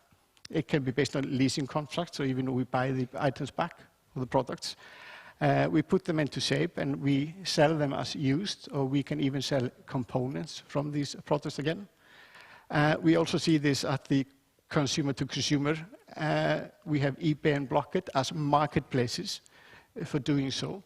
But in the business to business segment, in some sectors, this is not as quite developed. So this is an example of an attempt to create services where we allow for reuse or redistribution. Let me then take the third one, recycling and services that relate to recycling. And where the focus is and the idea is to really get materials out of the items, the products, harvest value, and put into the right place in the waste stream again. One concept that is guiding companies here is the idea of from waste to value.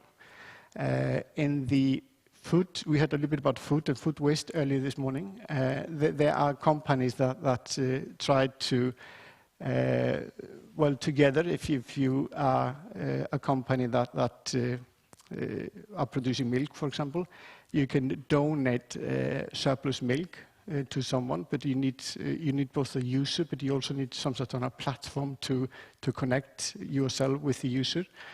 And here we are trying to convert food waste into value, and even trying to avoid that food will become a waste. When it comes to recycling, we've studied household waste. We have looked a little bit into what's happening there and followed a little bit the stream of research in service management that is putting much more emphasis on the user as an active player in creating value together with the supplier. And what I mean by that, how many of you pay bills through internet bank at home once in a while? Many of you, yeah. So you, in a way, well, 20 years ago, I think no one would have raised the hand. Today we do. 20 years ago, we would have gone to the bank and the bank would have processed the payment. Now we are doing this. We do this with our computer. We provide the bank also with an internet access, so we become a co-producer of the banking and payment service. And likewise, with recycling, we see users and even household as an example of that, where we can both sort waste into different fractions, but also start working the first mile from our house or residence to the sorting centrals. And by that, we add value both by increasing the quality of the waste that is being returned, but we also walk the first mile in doing so.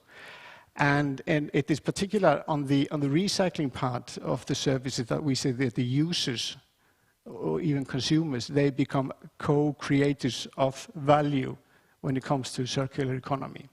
And then it would be interesting in the future to see if this co-creation also applies in the other R's in the circular economy models. So these are three examples I've presented to you now that help us to understand a little bit how services and how the idea of a value chain is not only one actor, but there are several actors that are responsible for the increasing of circularity. They can take different roles, and we have to be able to rethink these roles quite heavily.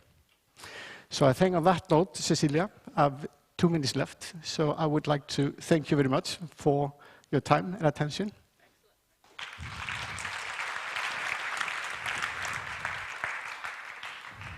Once again, if we have a comment or a question. Yes, we have one over here. The microphone will approach.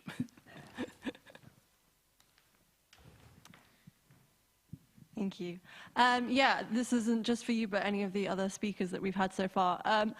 With circular economy, you've spoken a lot about getting things back into the system and everything like that. Do you think there needs to be some sort of limits put into the circular economy to make it possible to reach, like Eva was saying at the beginning, we need to cut 73% of our emissions in 10 years. Do you think it's enough just by recycling things back in and to get to that target, or do we need to do more? We haven't directly related to the objectives presented earlier this morning, but I think in general, if you take the Earth overview today as a measure, which is, I think it was for the globe in July this year. In Sweden, it was in March or April this year. That as a measure alone tells us that we need to do something quite fast as well. So it's partly about reducing consumption, obviously, but when we have this big consumption pattern that we are facing anyway, we need to boost heavily up on the different cycles. As Maria said, and I think we have to take that with us as well, it's really difficult to know when are we doing right. If you take a particular product, should we spend all the effort of keeping it alive as long as possible, the highest up in the waste hierarchy, repair and maintain, or at some point of time we maybe let it drop down and do something else with it as well. So there are trade-offs we need to consider as well. So pitching into a particular goal or a measure without taking the trade-offs in place, and both theoretically but also in practice, we are not there yet with these trade-offs. I'm not sure whether I answered your question at all, but I tried to. Thank you for the question. Do we have further questions? One over here from Lars.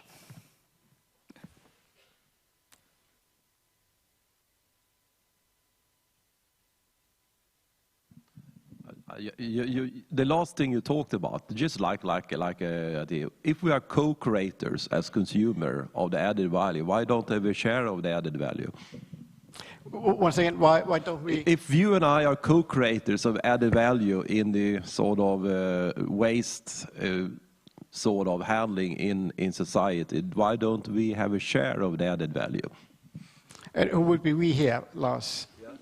We are society, or? Me and as individual, right? Yeah, I'm a co-creator. I think there's the five guys contributing then to to co-creating added value in a recycled stream, right? Yeah. I think it's a very good point. I mean, we are paying for waste services, but in essence, most likely the waste management industry is making money out of us doing the work. And then we can ask the question, what sort of incentive system could we put in place? And at the end of the day, when can we be paid for doing things? I think the banking industry has succeeded quite well in letting us do the work, and we still pay the bank for the work as well. So if you want to have a business model that works for the providers, that is what works. But I fully agree, and this is what we've seen, that we need to see more incentives put in place so we can sort more, we can be more, adding more value. But there are still some dysfunctions in the system as well that we also seen when it comes to sorting of household waste, for example, and the willingness of, for example, the municipalities in doing so, because they need the waste to create energy as well. So sorting may not be an issue at all. We needed to burn to fuel the plant the 7S to create energy, so I can speak in a microphone here. Yeah, I would just wonder if either municipalities or the waste management company finally makes the money on it, why couldn't I, as a co-creator in this value chain, be part of that sort of benefit, right? Yeah. We are money-wise not, but hopefully we can get more, a bigger role in the future. Okay, we are going to need to round off there. Thank you very much, Árni. Thank you very much. If there are further questions, all of our speakers are possible to hunt down online. I tried before taking on the moderator assignment, so I encourage that sort of behavior if you need to know more from them. Finally, I'm very happy to welcome two close colleagues of mine to the stage. This is Mélanie Despeisse and Björn Johansson. They are both from the Division of Production Systems, and both of them work with sustainability-related research. Mélanie has made several games related to resource efficiency, and Björn works a lot with different aspects of sustainability. So welcome, guys, and I believe you're going to do something a little more interactive, so looking forward to seeing that. Thank you, Cecilia. Thank you very much, Cecilia. Yes, the last session now, we will have some games coming up. As Cecilia said, Mélanie has developed quite a few games about Factory Heroes is one of the board games, for example.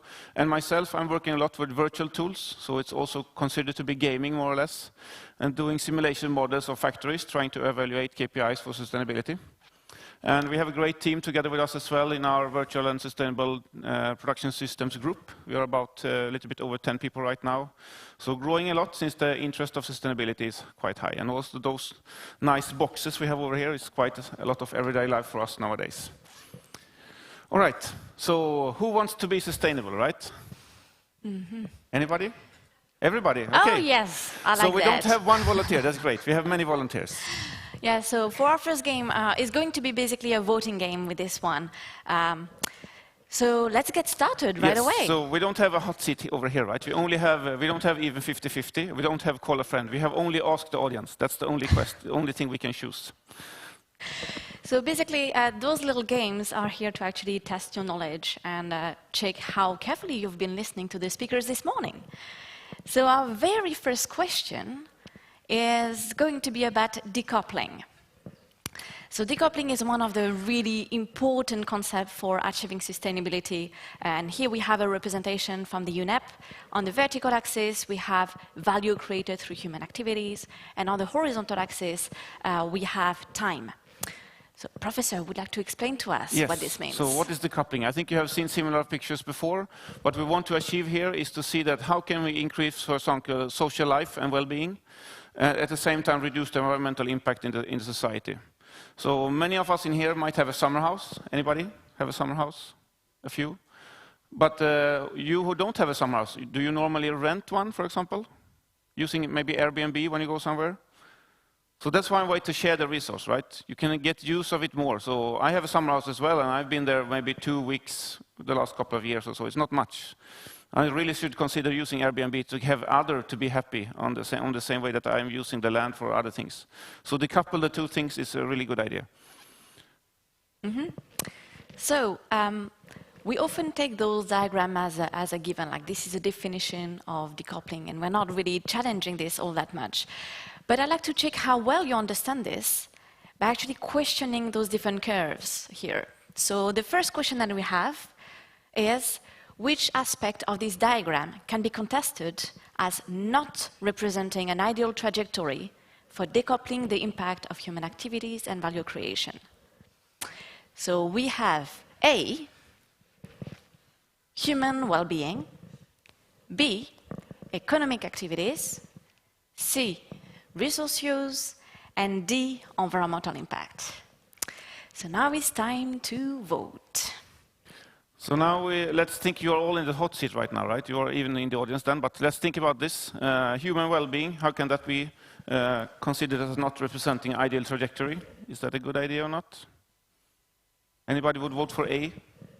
Looking at the yellow curve here, anybody feel like this does not quite represent what we want to achieve? So the bars on A is about 0% right now, not many.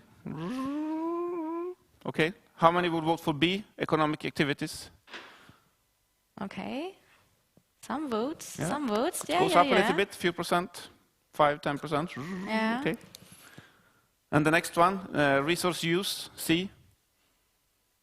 Oh, this one is going whee, Quite a lot up, more, quite yeah. hard, quite high, okay? Yeah.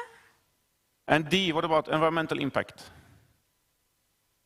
Leif is going up, okay? Okay. Oh, you have 2 votes, yeah?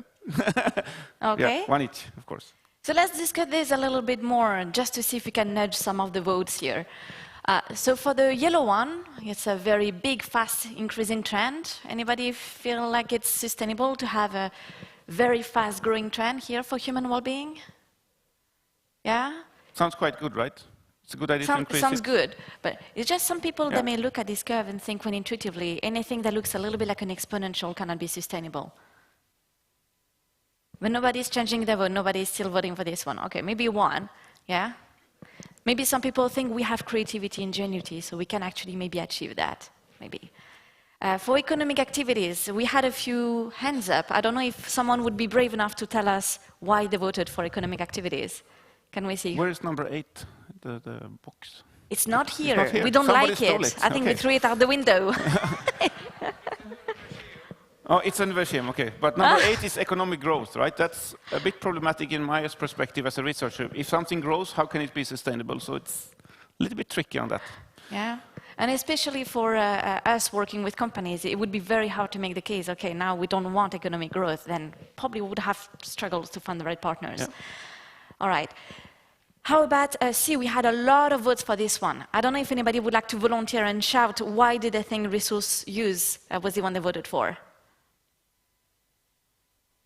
I know today's stuff, yeah? Can you try? Yes. Yeah? Because the other two are like my main concept, so we can kind of grow them infinitely. But resource use is limited. We live on a finite planet. Very good argument, thank you. And finally, for environmental impact, we had very few votes, but can we hear why do you think this is not good?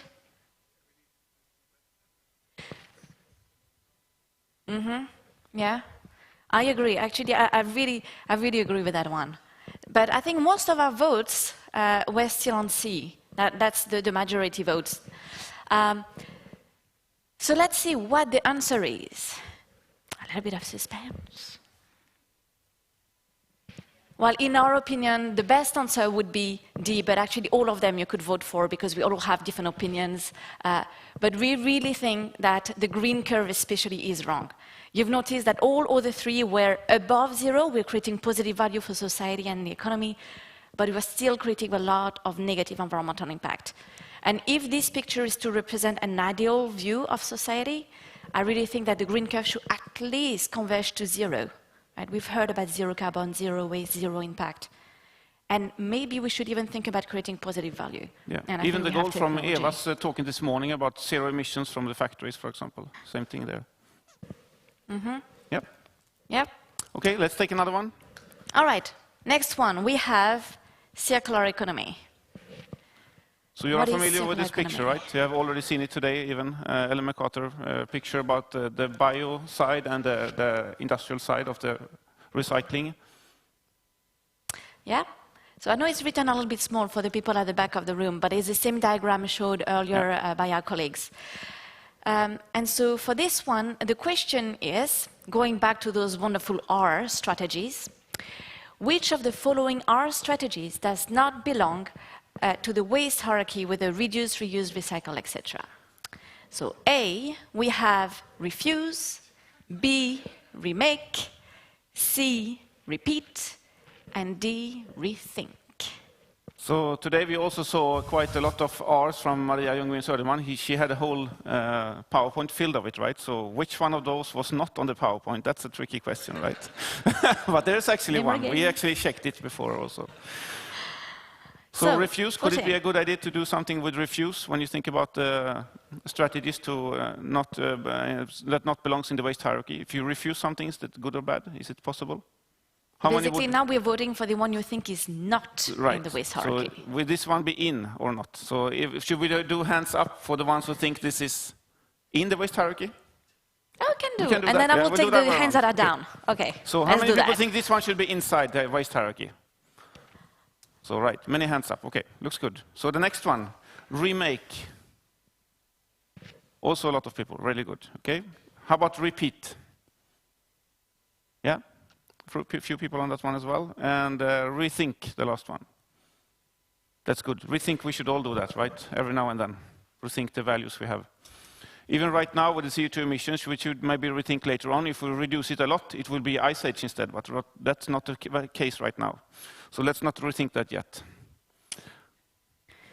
So I think we had an overwhelming majority of hands down for C. Very few people voted for repeat here. And suspense.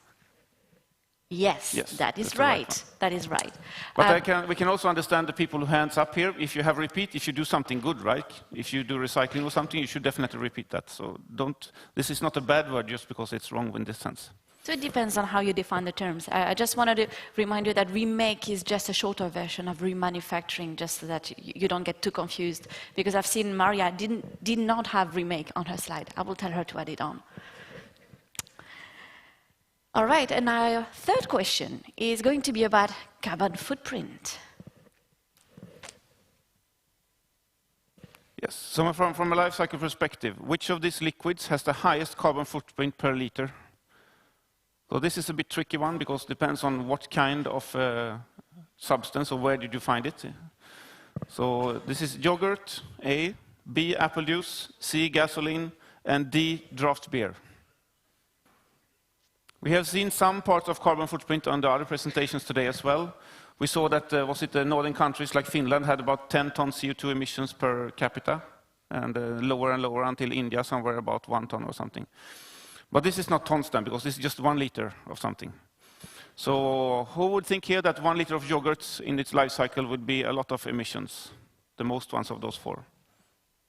Yeah, it's quite a few, maybe 20% or something, okay. How about B, apple juice?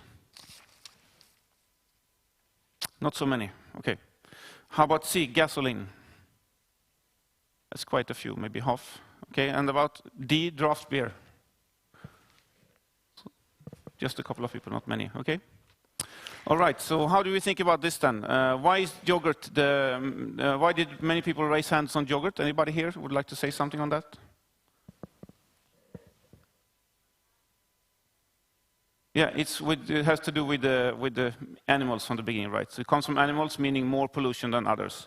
For example, if you go to eat on the restaurant next door over here in the building here, there is also metrics of CO2 emissions for each of the meals. So if you choose a meal with lots of meat, it will be higher. If you choose vegetarian or something, it will be lower, for example. So that's a good incentive. What about apple juice? Why is that low then? The other way around, right? There's no animals involved, maybe small worms or something, but not too many, I hope. So what about gasoline? Many people raised their hand on gasoline also. Why is that a lot? That was the majority, yeah. Anybody? What happens if you burn it? Anybody knows? So gasoline is about 750 grams of 1 liter, and if you burn it, you get 2.4 kilos CO2, roughly. If you look at atomic weight from carbon and oxygen, it's 12 plus 16 plus 16 is 44. So it's almost triple, around triple. So gasoline is the highest one in this one, and draft beer is also similar to apple juice, right? Maybe a little bit higher because the industry has to work a bit more to get the nice stuff into it. So let's see the real answer, because I think there was a majority for gasoline, but yogurt was pretty close behind. And yogurt was actually the correct answer. Yep.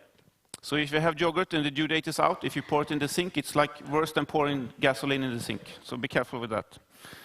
Maybe you have a big boom or something at home, like Leif said, with the batteries. So be careful. The yogurt, we did analysis, is about 4 kilos CO2 per liter. But I have seen less also, depending on which plant you go to, for Árner and for other more local production and so on. So it's a bit different. The same with gasoline, it's also a bit different if you look at different numbers. And for beer, it's about half a kilo CO2 emissions for draft beer. For apple juice, it's about 100 grams. But this is just estimates, rough numbers, so but in the ballpark that. So I would say yogurt and gasoline might be similar, but in this case we choose to lift yogurt a bit more to see the certain... Yes. Right, so this is what my next small trick would show you. Just quick. Let's say we have... This is filled with gasoline from underground, far down under the crust of the earth. And then we have a plant. This is the carbon bound into the wood and other things. And then we have the atmosphere with lots of CO2 emissions as well. If you bring this one up from underground and put it into that system, means you increase the amount of carbon in this cycle only by taking it from here. So in the life cycle perspective we don't look at billions and billions of years, we look like shorter term. So this one is not good to bring up from under the crust. That means gasoline is worse in terms of emission in that sense, so increase the global warming potentials and so on. So you're right, definitely right, Leif, that's a good. We just, in the footprint, we just calculated how much you emit from actually doing that part of the life cycle we are looking at. So if you look at the bigger system perspective, we can go all the way to, back to Big Bang, because that's my belief. I don't think somebody can walk on water, for example, that you said. So but the system boundary is important, and then it depends on what you look at for system boundaries over here. And that's also discussion from Árni before and from Leonardo as well, and same with Eva's numbers we saw before. So that's a really important question and important aspect as well. Absolutely. I think we often forget about the temporal aspect, because these are very much snapshots. Okay, well. Yep. So I would say it's worse to pour gasoline in the sink than yogurt, actually. That's conclusion also, for sure. Don't try it at home. So I thought for the next game we should have a little call for volunteers, because we're going to play sustainability food. Do we have some volunteers to join us on stage? We need 2 teams. We have some at the back, yeah? So we need about 5 people on each team. It's nothing dangerous, nobody gets killed or anything. Let's say 3 to 5. We don't bite. Yeah? So please come up. Anybody else? Come on, we need teams.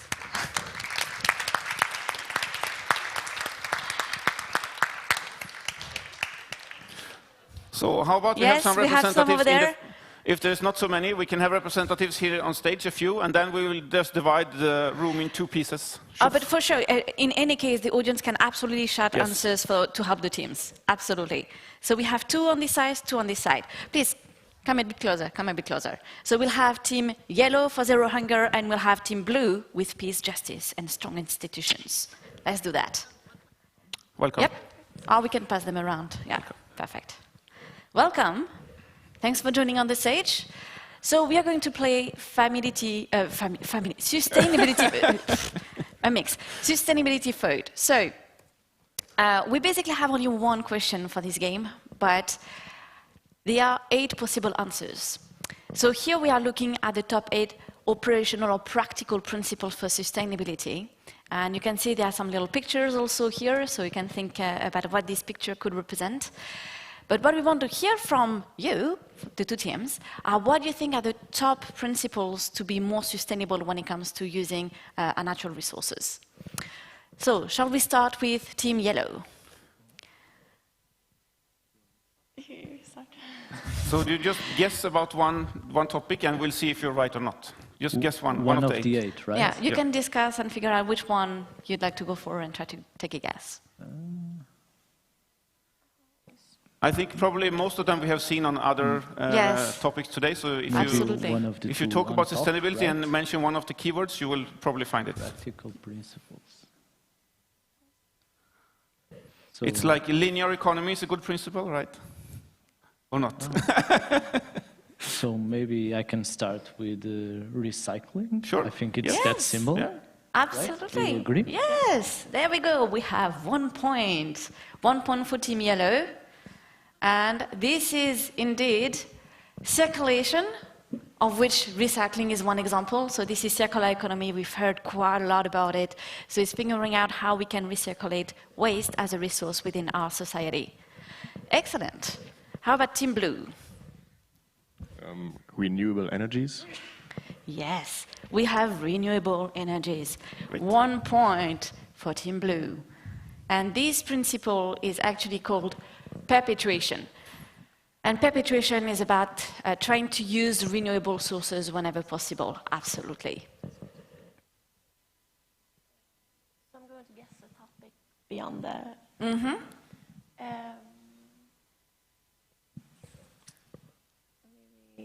Anybody from the audience have any idea about helping You this can side help of the them, team? help them. There are like 50 people on this side. You can also say something of this. If anybody knows one, raise your hand. Look at the picture. Can you see something that would remind you of something kind of green and environmentally friendly? Maybe recycling in the trash above, maybe. Yeah, but we've done recycling already, so what else can we do with waste? reduce. There we go. Great job. Yes, absolutely. Thank you. We have another point for Team Yellow, just. So in the audience now, you need to help them out. In the end, it gets more and more tricky. So try to find Just a comment for others. this one, for assimilation. I think it's very important to highlight that it's not just reducing waste like this.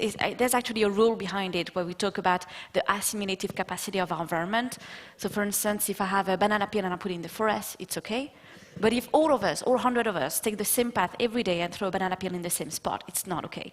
So this idea that waste and pollutants will accumulate is the case with CO2 in the atmosphere or in the ocean, is the case with plastic in the ocean as well.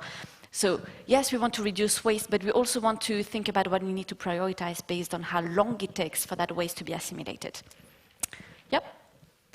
So could sharing be another one? Sharing.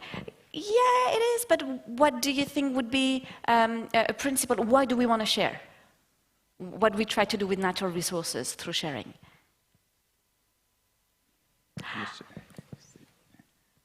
You use it effectively? Yeah, I think that there are two aspects here. I'm trying to figure out which one you're talking about so we know which point you get. Like, I mean, we were mentioning the one with the cars. Yeah? I can like reducing the amount of cars so you just Yes. share the function. And Great, yes. We are looking at absolute decrease in resources, right? So we're figuring out how we can reduce the number of cars on the road but still providing as much mobility, for instance. So again, this idea of decoupling the amount of service or value created from material consumption. Team Yellow, next. So anybody from this side would like to help out? There's some animals on the pictures, for example. What can it do with animals? Yeah. Protect, yeah. Yes? So I think I'll say about the forest one. I think it's reforestation or forest protection. Yeah, can be. So this would be like a restoration, maybe? Yeah. Yeah? This is Helping actually, a little bit? nowadays, this is actually one of the biggest efforts done to reduce the CO2 emissions by growing more trees. That's the only way to like bind more things into the green stuff, right? That we are using right now. Yeah, very good. Actually, Ceci gave another answer here. I don't know if Team Blue heard it. So we have animals on two pictures and cars and one car on the other. What could it be? To increase the biodiversity or to kind of maintain the biodiversity. Yes, exactly. So this is protection. Basically, we want to make sure that we increase biodiversity or diversification here. They need some extra points. Oh yeah, sorry. Everybody needs some points. Both teams. We are freely giving out extra points today, right? Excellent. Now it's the tricky. Two last ones. What could it be? Reducing fossil fuels, electric cars or something? Actually, that's a principle we just covered with renewables, for instance. Yeah? Do you want to give it another go? I don't know. Yeah. Did we hear something in the audience?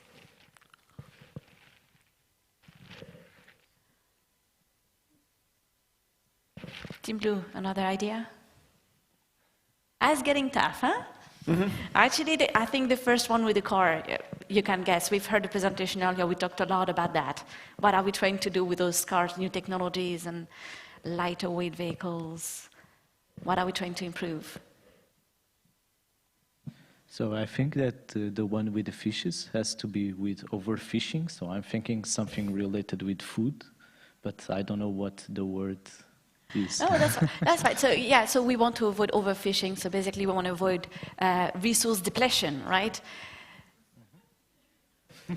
Let's say we'll give the point. We'll be generous today.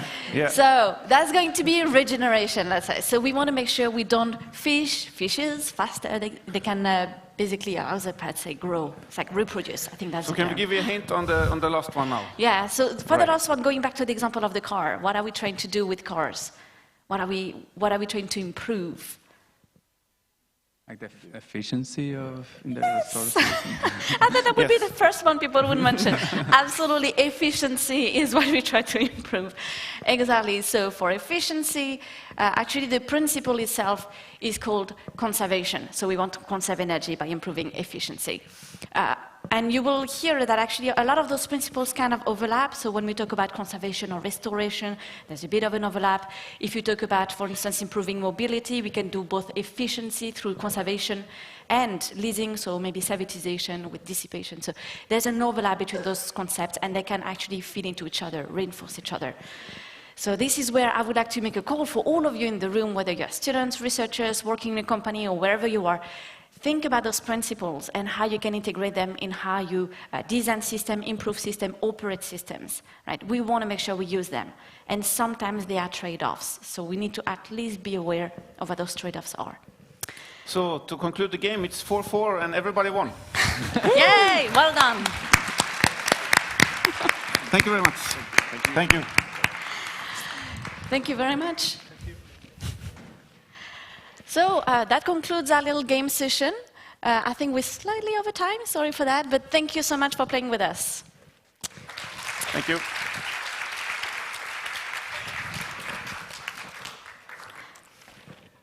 That was wonderful. Thank you very much, guys. So I believe that if you start searching for at least Mélanie, you'll probably find some games attached to her name, or if you don't, then you can also get in touch with her.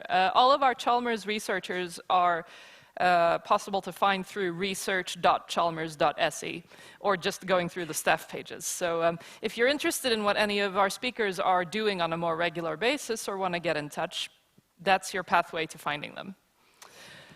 So, Lars, this is for me to do, right? Or are you...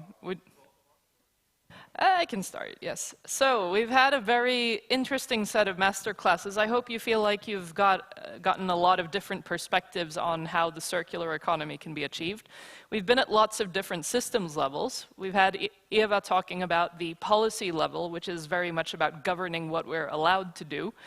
And on the other hand, we've had the different actions that can be taken by different actors, the producers, the users, and so on, all these strategies for how we collectively can become more circular. And then somewhere at the other end where Chalmers makes a difference by educating engineers and doing engineering research, we have the technology development, which is very much about how do we achieve these huge effects that we want to keep our planet alive and keep our humans sustainable. So I hope that you agree with me that this has been quite a nice spread of master classes. And I just want to comment a little bit on what's waiting for us in the afternoon. First of all, lunch is entirely up to you where you want to go, but if you want a really clear idea of the carbon footprint of your food choice, then our main cafeteria here in the Student Union building will give you a list of how much is on your conscience, depending on what you eat. And then we have a series of afternoon sessions, and I won't go through all of the different workshops that we have, but if you find this blue flyer outside, you can read through what is available. Some of them are activity-based and fully booked, but I mean, ask around, maybe stick your head in and see which ones you can just listen to. But there's a first block between 1 o'clock and 2:30. And then there is a special event at 2:30, which is the inaugural lecture for the Fulbright Distinguished Chair in Alternative Energy Technology. I give up. With Professor David Blekman. It will be held in Palmstedtsalen, and there's space left, so everyone is welcome to listen to that. And it will also be broadcast live if you want to follow it at a distance. And then we have a second workshop session in the afternoon between 3 and 4:30. And if, as it says here, you can't get enough of talking about circular economy, the Waste Edible Lab will open in one of the Lego block buildings in our science park further down the road. So walk over there to the red building if you are interested in hearing more about that. And also we have some exhibitors and posters out in the foyer until 4 o'clock. Lars, do you have any final comments? Maybe you should come up for the... Yeah. Carina, where are you? We have the gift somewhere. Yes. Yeah. This is my last comment here. Well, there are some gifts, but the other stuff, right? Yeah. But yes, we can take that also. Yeah. Thanks very much. Hope that you enjoy this. I should not be lengthy here. We try to provide different perspectives of circular economy, whatever this is, sustainability, and open up a dialogue here this morning. And you know all these type of workshops here. But now we've done our work. So now we're going to hand over to the next area of advance. And I think, Kajsa, you're here, right? Yeah? So then we should... I got this present from Maria last year. I don't know how sustainable this is, right? Yeah. I don't know if I've been kept it at home, but it's the same type of stuff that is going to be handed over to Kajsa now. So Air Advanced Transport will be the host for the next year, right? Yeah. The winner is transport. So take care, have a nice day, and have a nice lunch. And one last thing I would like to say is that, of course, there have been organizers of this event, and I think they deserve the biggest applause of all. So everyone who is wearing an Ask Me tag, but more than anyone else, Carina Schultz and Anton Grammatikas. Thank you very much for what you've done. Stand up.